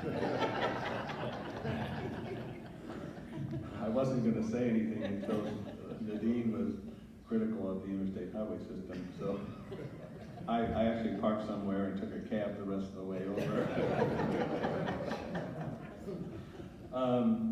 If any region in the United States should do something really cool and different, it should be this. And it's easy for us. A, we have great private sector companies. We have great public sector officials. We have an unbelievably great trust in a private-public sector relationship. My colleagues in other parts of the country don't go to meetings with Class 1 railroads or private sector developers because they're the evil empire.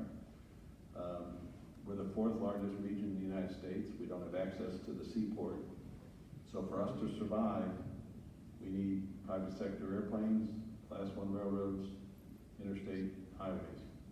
As a result, we're growing at 150,000 people a year. So when you grow, it's actually easier for you. If we were in Dublin, Ohio, we would be having a meeting on what we're going to do with the bowling alley. And should we make it a bowling alley or a barbecue restaurant? And there'd be 3 times as many people here in Dublin, Ohio than are here today to have that conversation. But when you're growing at 150,000 people a year, Nadine is actually 100% correct.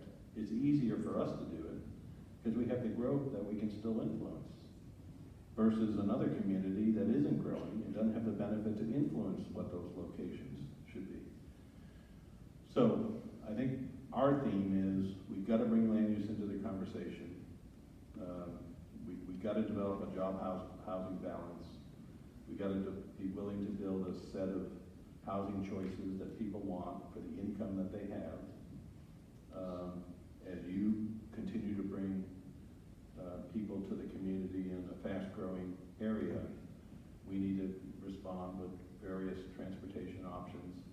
The TMA is a critical thing in my mind to be a fulcrum for that conversation. But I think it's time to maybe year 5. Well, for me, it's probably year 20. We've gotten the foundation in. We're maybe graduating from high school. We're not going to college. And I think the challenge that I think Nadine, I, and Alberta are giving you is time to do something different. It's time to do something cooler. It's time to take risks. Because with 150,000 people coming every year, maybe it isn't that much of a risk after all. So thank you for having us.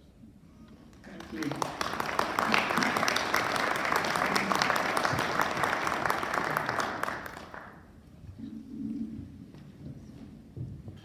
Commissioner?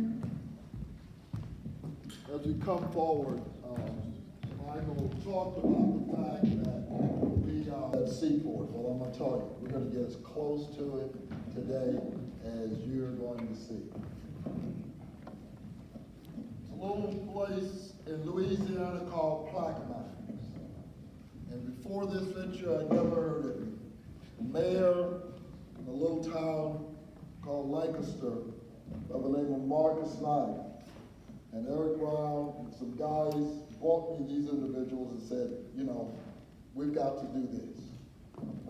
Let me just tell you, the culmination of this symposium today will be the discussion on the Plaquemines port and the impact it will have on the supply chain. I want to introduce the executive director of Plaquemines, Sandy Sanders.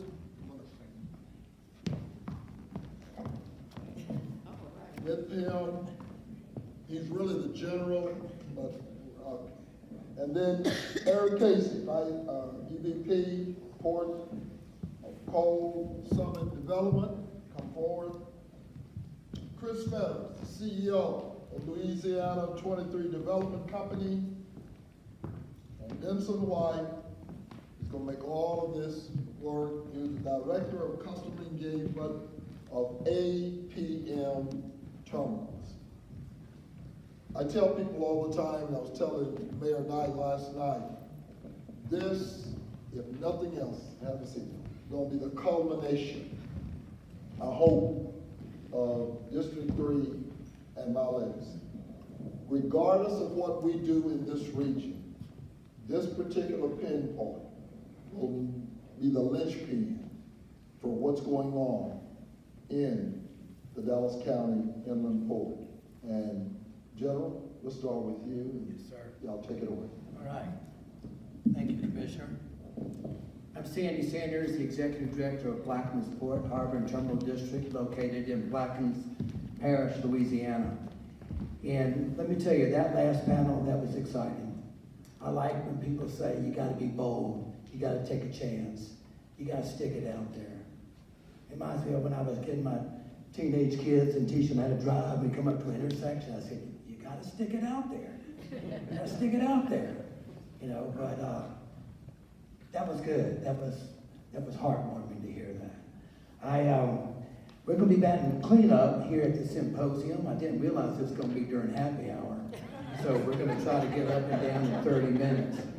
But the presentations before us were fantastic, and they demonstrated the focus of the symposium, that being how the Dallas County Inland Port can combine the many diverse talents we have here in this area and transform the Dallas market into a value-added, manufacturing, service-oriented economy.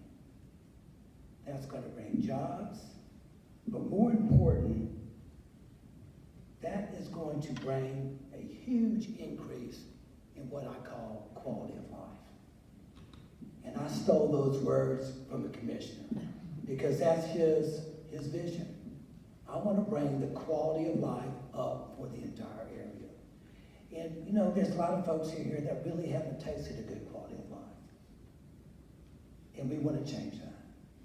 And I'm glad that that's the commissioner's MO. And Mike Morris, you really got me excited about what we're going to say here today. To add to that quality of life maxim, our focus during the next 30 minutes is to illustrate how the marriage of the Plaquemines Port, which is on the Gulf of Mexico, is at the lowest end of the Mississippi River.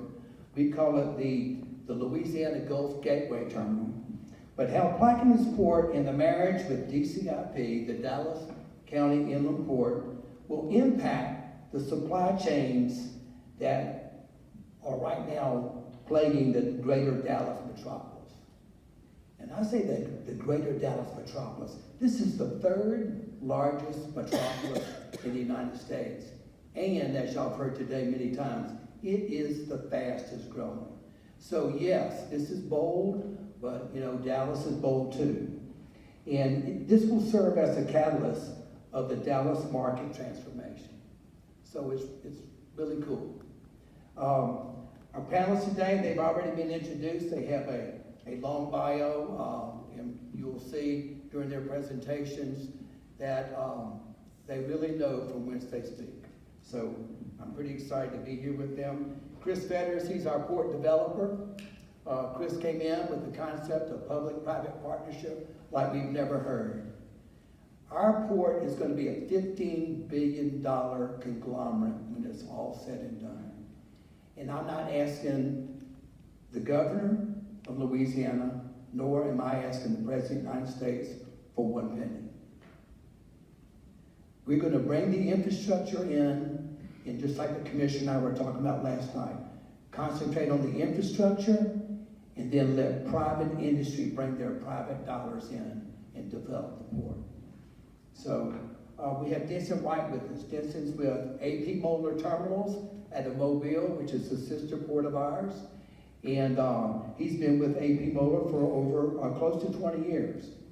And Eric Casey, he's the Executive Vice President for Ports with the Coal Summit Development.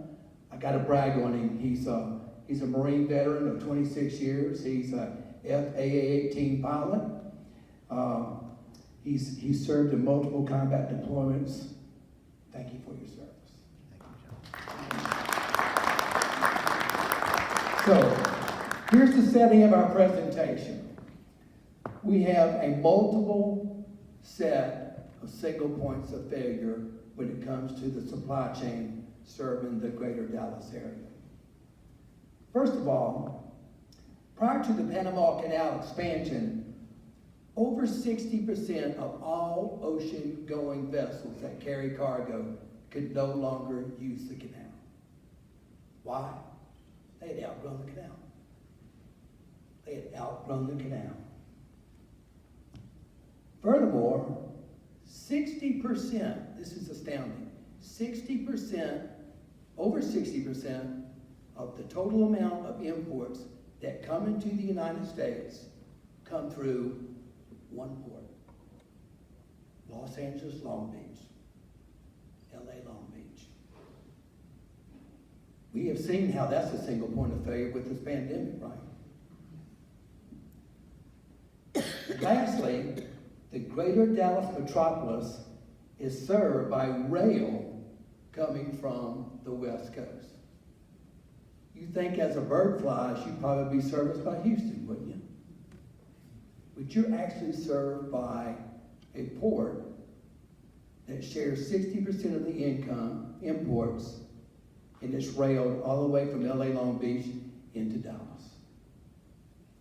So with that being said, with that intro, we're going to look at the Dallas market from a pre- and post-COVID basis and the emergence of the Gulf of Mexico ports. So with Chris, talk to us about the Plaquemines development and the purpose of it. Sure. So, and thank you all for having us here. Eric and Marcus, thanks for introducing us to this group. Commissioner, thanks for your support and your guidance. We Sandy and I often talk about we're more at home in Dallas than we are in our own backyard. So you guys have been very, very welcoming, and we appreciate it. So the Louisiana Gulf Gateway Terminal was a concept that was first addressed almost 25 years ago as a result of the Panama Canal expansion being announced. It was actually done not by the port administration that Sandy now serves under, but under another port, trying to identify a better location on the lower part of the river that would not be restricted by bridges or any other congestion points, and would allow a new Gulf Gateway to emerge out. So it was predicated really on two things. One was the expansion of the canal, which has happened, and the second one was the deepening and the widening of the lower part of the Mississippi River in order for it to match the aperture of the canal. And last year that occurred. Congress finally released that final bit of money. That first study actually identified 3 locations, with the location that is in Plaquemines, where we're developing now, as the prime location for this new Gulf Gateway. So this is not exactly something, to Mike's point earlier, this is not something that happens fast, but the area has been turned and identified for a very, very long time. It was reanalyzed and re-upped 10 years ago, or almost 12 years ago now, in a study that brought Sandy on as the executive director. And then most recently, as we've been engaged with AP Moeller and others, we once again reanalyzed that entire area and confirmed that this is the best location for all the reasons that we'll discuss today. So our business case is to serve as a Gulf Gateway, meaning that we're not there to put value-added manufacturing and assembly on our dock. We're there to move cargo on and off our dock as quickly as possible. I'll say this, and I'll turn it over to Denson. Really, in the last probably decade, there's 2 models that exist in the world right now for ports. One is what we identify as what's going on in New York, New Jersey, meaning that it's a 200-300-year-old port where a massive metropolitan area has grown up around it, and the waterfront property is now very highly valued. And so you don't want to put 1-story DCs and rail yards on the water, right? You want to put a 55-story, $3,000 per square foot high-rise. So what do? They move the port. The second model is what has now become known as the Savannah model, and probably Mobile's quickly becoming that third generation of it, meaning that they try to find inland port partners to move the cargo on and off the dock as fast as possible. So where they did it in little towns called Greer, the Plaquemines project was adapted to look at little towns called Dallas, right? That way we can push the cargo as close to the user as fast as possible. And then all of the discussions that we had today really have become the problem here of Dallas. We want to get you more cargo quicker. Thank you, Chris. And as I said, Denson works for AP Moeller Terminals. It is the 2nd largest terminal operator on the globe. And their sister company is AP Moeller Maersk, which is the world's largest carrier shipper on the globe. Denson, talk to us about the Mobile growth. Yeah, the U.S. Gulf has just continued to explode and move forward. The question we all ask ourselves right now is, why are we not using the Gulf right now, right? Why is this concept all of a sudden an option? Well, the infrastructure in the Gulf hasn't been there. The infrastructure for the Panama Canal is not there.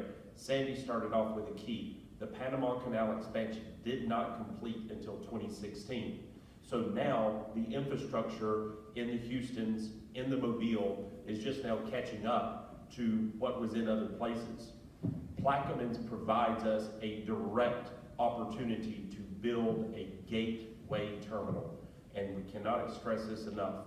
It is going to be a facility to where we get product off the main liner vessels, onto the rail, onto the river system, and feed the Texas and U.S. Southeast, the fastest growing markets in the entire U.S., and they're going to have to be fed this way because they're not putting more railroad tracks next to the railroad tracks coming out of LA now, and they're already at capacity. So if we're going to continue to grow, we have to be the catalyst to provide you the opportunity to continue your growth into the central part of the U.S. Thank you, Denson. Eric is in the storage business.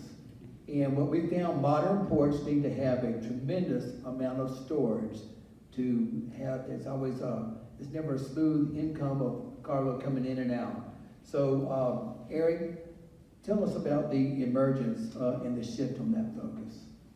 Okay, and thank you everyone for allowing me the opportunity to be here with Cold Summit. We're in the Dallas area already, and we're growing in the Dallas area some more. We have a little facility about 1.5 miles up the road, about 343,000 square feet of cold storage that is now in use that we just finished putting together in December, and we're building another one now because of the demand. To give you an idea of what we're talking about here, especially regarding cold storage, prior to my coming to Cold Summit, I was the CEO of the Port of Delaware, and we were the #1 fruit importer for North America. So I had 1 million square feet of cold storage under my control every day. And our big problem was making sure that our footprint turned over fast enough to meet the demand signal of the United States. And what we're seeing with over 40% of cold storage in the United States being 45 plus years old, the demand signal is way outrun the supply and the capacity capability, especially in the cold sector. So we came in and said we're going to adapt a concept that most real estate developers, cold storage real estate folks don't do. First off, we look at it as cold storage supply chain support through real estate. We don't look at it as just being a cold storage development. So we take a different approach, and our approach is very simple. It's ports, people, and food. Build our cold storage where the ports are in order to facilitate what Sandy and Denson and Chris are talking about. Giving them an opportunity to transition those boxes, those containers, those reefers from the ships, turn them and put the empty ones right back on the ships to go reload, while making sure that that product is available to get premium to market as fast as possible, both regionally and also transit into the United States, especially into the Midwest and into the South, where we're seeing enormous growth, and Dallas is obviously the linchpin of that. That's the ports. Build it where the people are. Not just the people that are going to eat the food, but the people that can actually work there. Cold storage is hard. It's complex. It's a rough environment to work in. And if you can find the right workforce that is willing to do it, that's a gem, and you want to hang on to that gem. So build where they are, make it convenient for them, and then build a facility that is going to not only be something that they're going to go to work to every day, they're going to be proud to go to. So put in those architectural and landscaping features that make them proud to see the building. Give them ambient light in their offices and in their recharging areas for the forklift, so that they get some daylight and they actually feel a little bit better about themselves. Make it ergonomically designed to make it easier for them to facilitate the work. And then build where the food is. And what that means is give the opportunity for the food producers to have the option to put that right into cold storage so that it stays fresh longer, lasts longer, and commands a higher premium. That's what we're doing right now, and we're working with Black Mines to do that, because they have something that you're not going to see in the Gulf Coast. They have some of the most brilliant land available to put a port. And I used to work for Maersk before I worked for some other things as well. So I was very familiar with AP Moller terminals. Obviously, they're the ultimate in class for building terminals of this type, especially with the advanced technology. It made this partnership very easy for us to get on board. We want to put cold storage on the port to make that transit capable. The shipping lines want to keep their equipment. They want to keep those reefer containers. They want to keep their chassis under control. So you have to look for other transit. Having direct rail from Plaque Mines to Dallas means that we have a facility in Plaque Mines to do transit and regional there. We have facilities, we're starting building our second one here in Dallas in order to support the distribution here and allow regional distributors an opportunity to develop their operations here in the Dallas area to support this region, and also have the capability to transit it through rail and through truck up into the Midwest where it needs to go. This is an ideal place to do that. And then the last part of that is, as a developer, is when we look at this thing, and the commissioner brought it up, and the councilman brought it up, making sure that what you're doing is oriented towards the community. And that's critically important to us in our business. As an example, we give 5% of our top line to the local community where we build. We've already stroked our first check to Lancaster, their education fund, about $78,000. That's in perpetuity. That's built into our system. So as we make revenue, it goes in.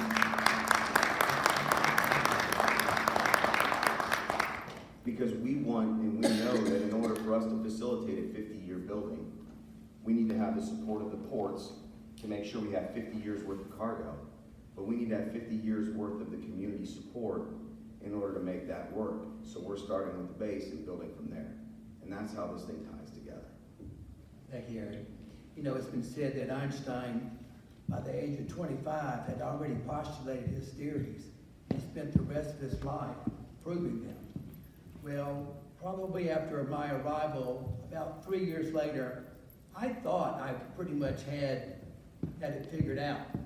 Instead of all this cargo coming from Asia to the West Coast and then traveling by rail to the Dallases and the Memphises and the St. Louises, I had a great idea.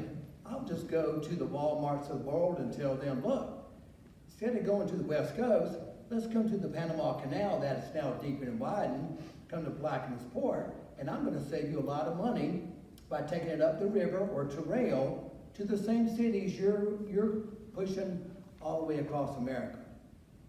Guess what? There's something to say about if it ain't broken, I'm not going to fix it. All right? And again, I was telling Commissioner Price, I felt like I was John the Baptist in the desert. No one was listening to me. And then guess what happened? COVID came. And a lot of people started saying, aren't you that redneck that came to see me about 3 years ago with that idea? Are you still working there? Yes, sir, I am. So, Didson and Eric, why don't you tell me what COVID did to y'all's equation? Yeah, I mean, APM Terminals actually operates Pier 400 in Los Angeles. The network going from Los Angeles inland has been a smooth running machine for the most part.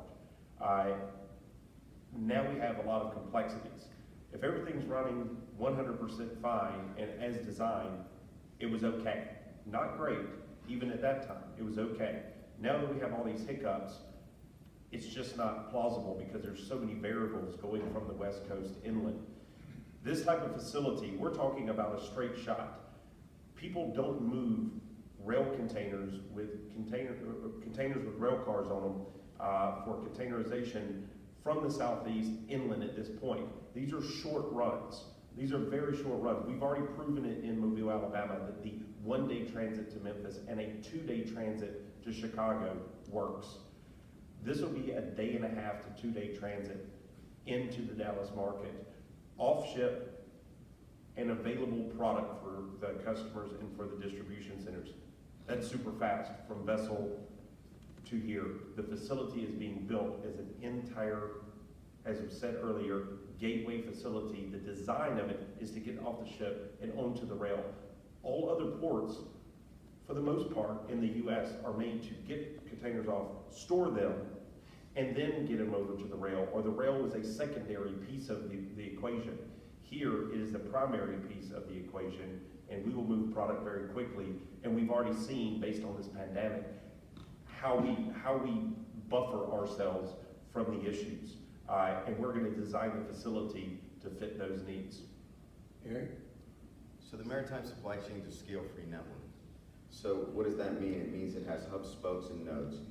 And it's going to adjust to what the demand signal is pushed upon it. It's not a pull, it's a push. The demand signal is not necessarily consumerism. It can be any one of a number of global economic forces, and we heard the professor talking about that earlier today, about globalization, how that plays. What COVID did was it exposed some different pressures to the system, and those pressures caused congestion. Because manufacturing was shut down, mining was shut down because of people getting sick and they had to close in order to quarantine. That then, all of these then make lagging indicators of what's going to happen next. And now what we're seeing is we're seeing the fruits of those labors of having big shutdowns and then somewhat startups and then shutdowns and startups, fits and starts. We're seeing congestion in the big ports. What we saw in Delaware when I was there, I worked every day of 2020 when I was the CEO of the port because of COVID. I literally worked at the port every day because the labor would not show up if leadership was not there because of their concerns with COVID. So that was 365 straight days of work at the port. One of the reasons why I'm not at the port anymore. My family was not very enthusiastic about that. But what it did, it demonstrated that there was a significant amount of pressure there and there was congestion. But what it told me on the cold side is this: cold storage is recession proof. It's pandemic proof. Because what did we see during this whole time when you were having all these problems on the ports about moving product to distribution centers? We saw 7% growth in reefer. Because people needed to eat and they needed to find new ways to get to it. And they also needed pharma. So now pharma is pushing the cold storage industry as well, saying we need more capacity because this was potentially a harbinger of what's to come in the future. And we need to actually learn from where we were and move forward. So on the cold side, we're seeing that this is critically important for us to get ahead and help change the cold chain one step at a time, one port, one facility at a time, and make it stronger. And that's why cooperating with Plaquemines is so important, because we're getting in on the ground floor. So we're going to help design part of that supply chain transition with the help of AP Moeller Terminals in LA 23 and the port to be able to reach those sectors like Dallas, like Memphis, like St. Louis, like Chicago. Reach them at critical time points so that we don't see the problems that we saw in 2020. So that these new e-commerce groups that are coming out, the Hello Freshes, the Neighborhood Harvests and Misfit Foods or whatever, have the opportunity to actually regionally distribute their food through a centralized location where they can actually do in one facility, in one cell, frozen, fresh, repack, and ambient temperature. That's not anywhere else in the United States, but it's right up here down the road in Dallas, because we built it. We built the first one that could do it, and now we have 6 more projects going on simultaneously right now in the United States, and we have a book of 17 more coming, and that's in 1 year. That's the demand. It's there, and that's why it's going to make this strong. We're working on best ways to transit rail. Why? Because we saw how Plaquemines is going to be reaching out and using rail as a primary driver. It's not done anywhere else in the United States, but having rail as a primary port driver. On the East Coast of the United States, only 19% of the cargo moves by rail, the rest moves by truck. This is going to be a different model, and it's going to allow volume and capacity at speed. That guaranteed rail service means 24 hours, 36 hours, it's in market. It's not still in storage, it's not sitting on the port. It's at the market, at the region where you need it. That's going to also help manage and flatten the cost curve. And it's going to make it more reliable for the consumer, and reliability breeds performance. If it's reportable and repeatable, it breeds performance.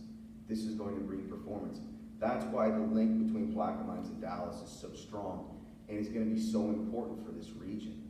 It's going to help reshape everything that everyone has been talking about, that the commissioner and the council and the board has had, this vision of what can happen. It's going to give you the resources to be able to turn that and actually do it, because you're not going to be waiting on supply to arrive. You've got a guaranteed arrival window and a schedule that's bulletproof, and that's going to be the difference.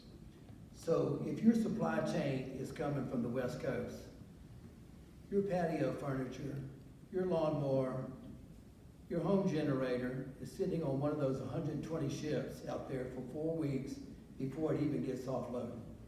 So there has to be some resiliency introduced into the supply chain, hence Plaquemines Port. So to keep us on time, I'm going to combine the next 2 topics, which are similar in nature, and that's moderator speak for you boys down there. Y'all taking too much time, okay? Speak up, all right?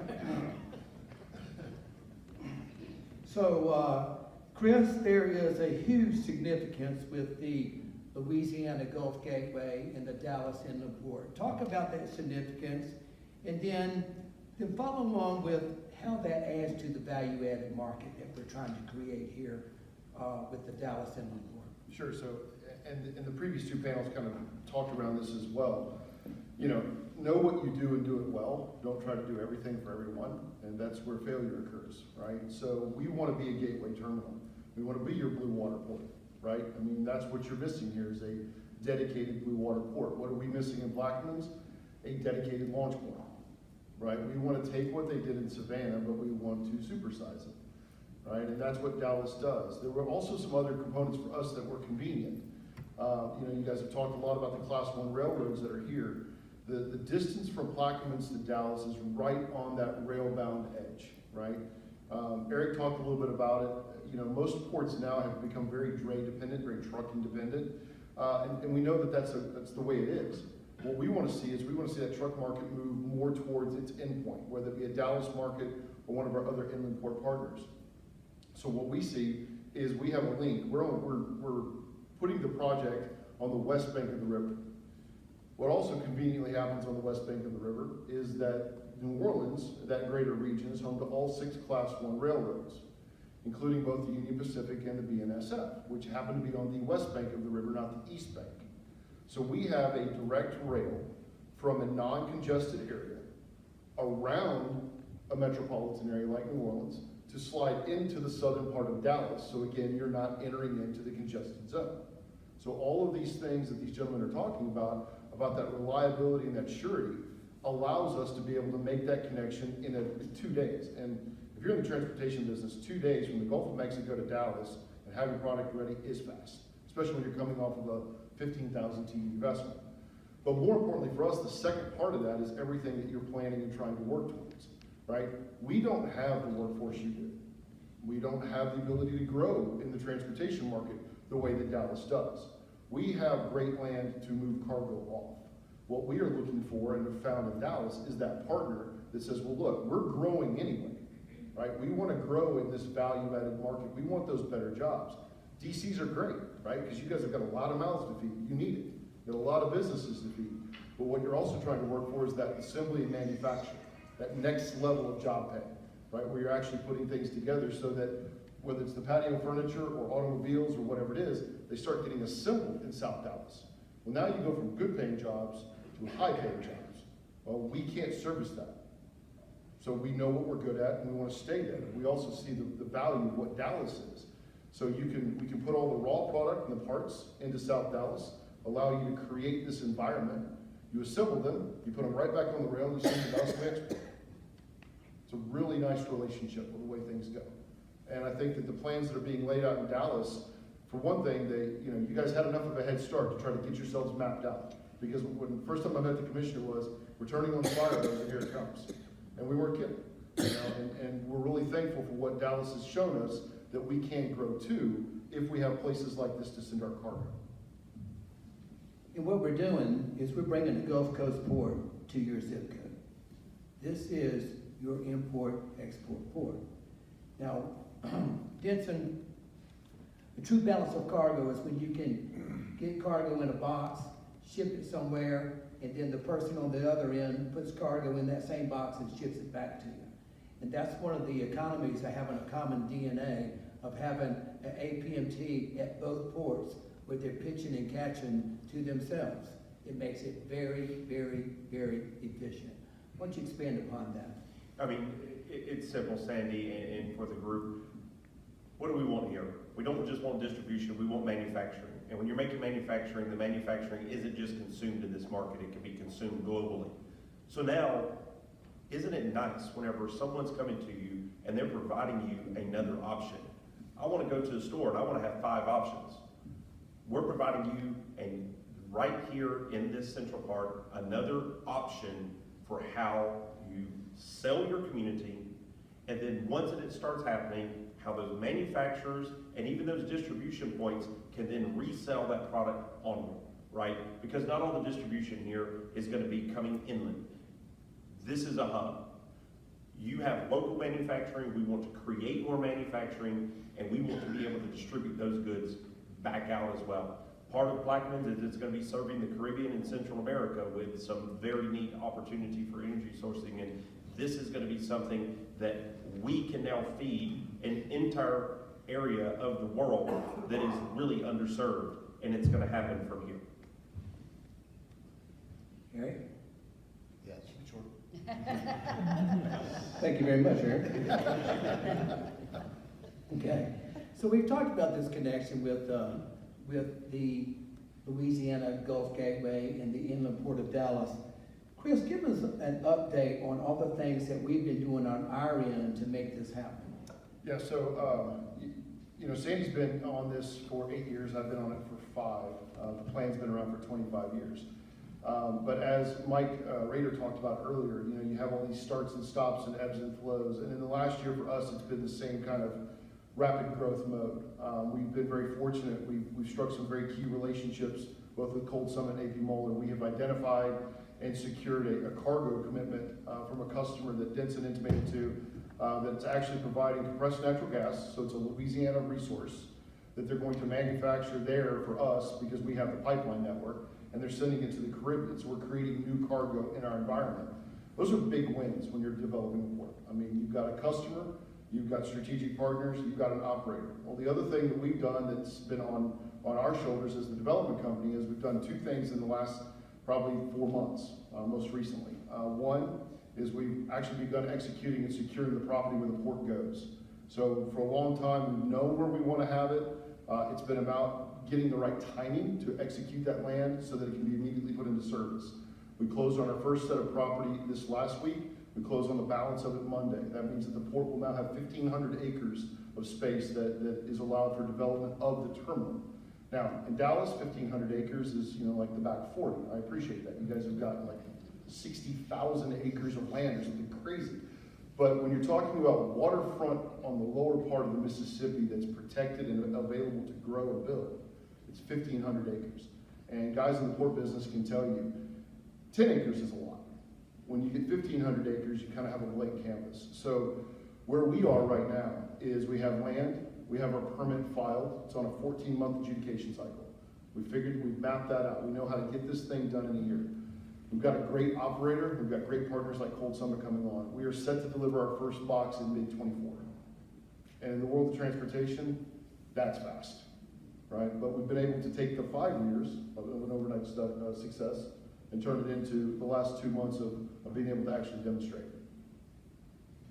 Yes, and we've talked about how Dallas has ignited not just this area, but we called it the Golden Triangle. And that is the Dallas, San Antonio, and the Austin, the triangle, which means there'll be more volume, which brings down the prices, and we pass that on to the end user. Just talk about that in the Golden Triangle. Yeah, and how we get the product, I think you guys are probably like, you just heard a date. That's going to happen. This is in process. This isn't a dream anymore. This is in reality. And what's happening in the Gulf, Houston and Mobile are the fastest growing terminals in the entire U.S. And the reason why, after the Panama Canal expansion, after the infrastructure growth is there, Mobile is already deepening to 50 foot of depth. Houston is widening their channel. Plaquemines is naturally deep. So the U.S. Gulf is now able to take on those larger vessels. Larger vessels, but you're just saying, Sandy, the economies of scale brings the product closer to the consumers, the fastest growing portion of the U.S. Southeast and Texas. Now we're going to get the product right here in your back door, one-day transit up, and then it's distributed in your backyard. Again, the infrastructure is what we need here. This port is focused on a specific region where someone like in LA is just trying to serve the U.S. and it was built the way it was. We're building this to serve your region to where you can go out and sell this as an asset. You know, and I really like Michael Morris, and he was saying you got to be bold. He said, if you're bold, we have to be bold. And so what we're doing now is really going to make, you know, the local, the regional, the state, really start looking at their infrastructure and what do we have to do to make sure this happens. So there's going to be huge impact on you when this inland port comes. And I would like for Chris, let's talk about the expectations of that growth. You know, last night at dinner, I was talking to the commissioner. I said, just think what this is going to do. I mean, like schools. And he said, why do you think I'm hosting this at a college? You know, it makes sense. But everyone in here, you're probably thinking, man, I just got a laundry list of stuff I got to do to get ready for this. And you're right. And just in my neighborhood, my board, you know, they're trying to tell me how to do this and how to do this. I'm going like, guys, y'all need to start worrying about what you're going to have to do when I start blowing up. And it took them back. And just, you know, water, sewer, drainage, So, Chris, Yeah, talk so about that. I'll put it to scale. So our first phase of development that goes live is designed to bring on an 850,000 TEU terminal. That's phase one.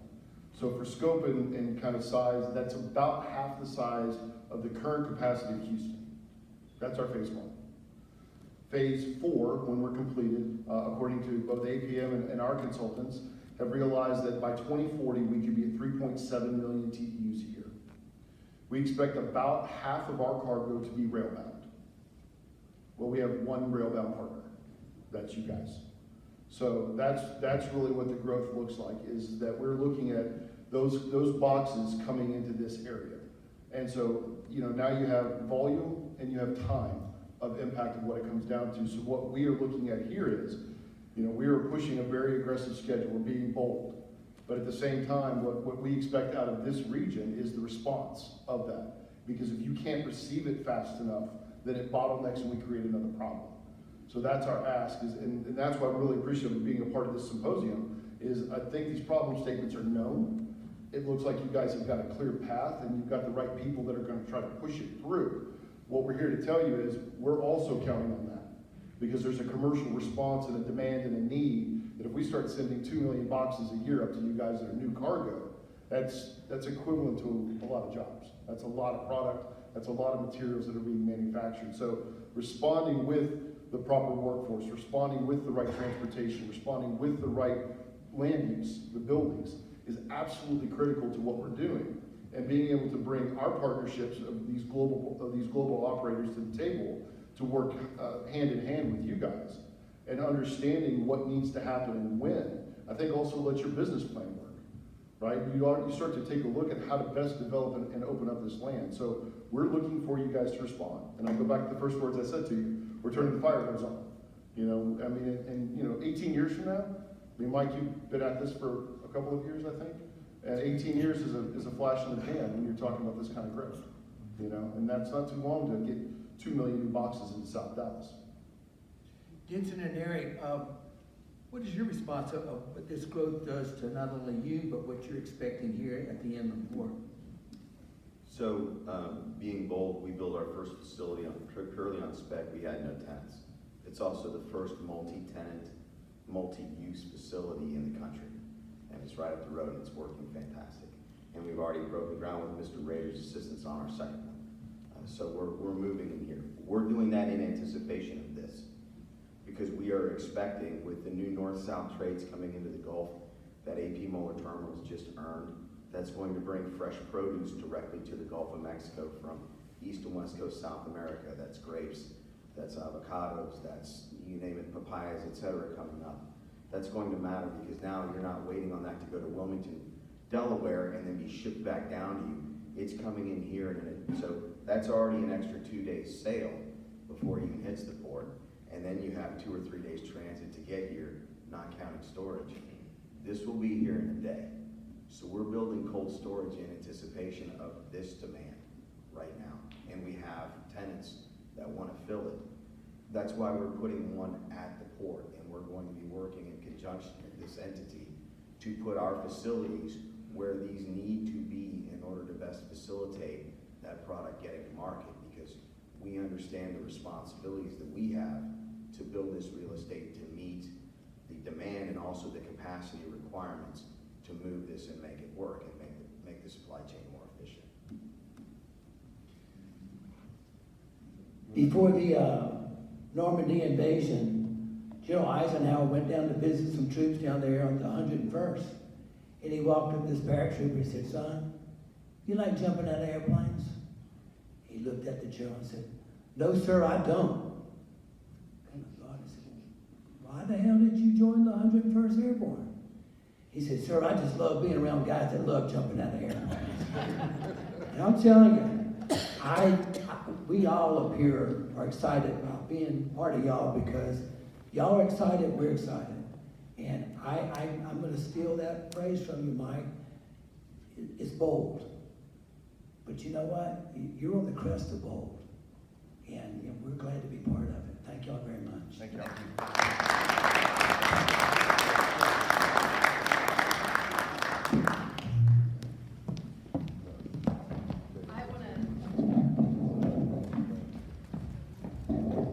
We're actually at the end here today. I want to give just closing remarks. Thank you. It was the Plaquemine Port. These guys were very good. I really appreciate you guys coming out. A lot of folks visiting from out of state, so thank you very much. I'll close it out. Gosh, I don't know how I can be more bold. There was a lot of bold statements made here today. I think it was fantastic.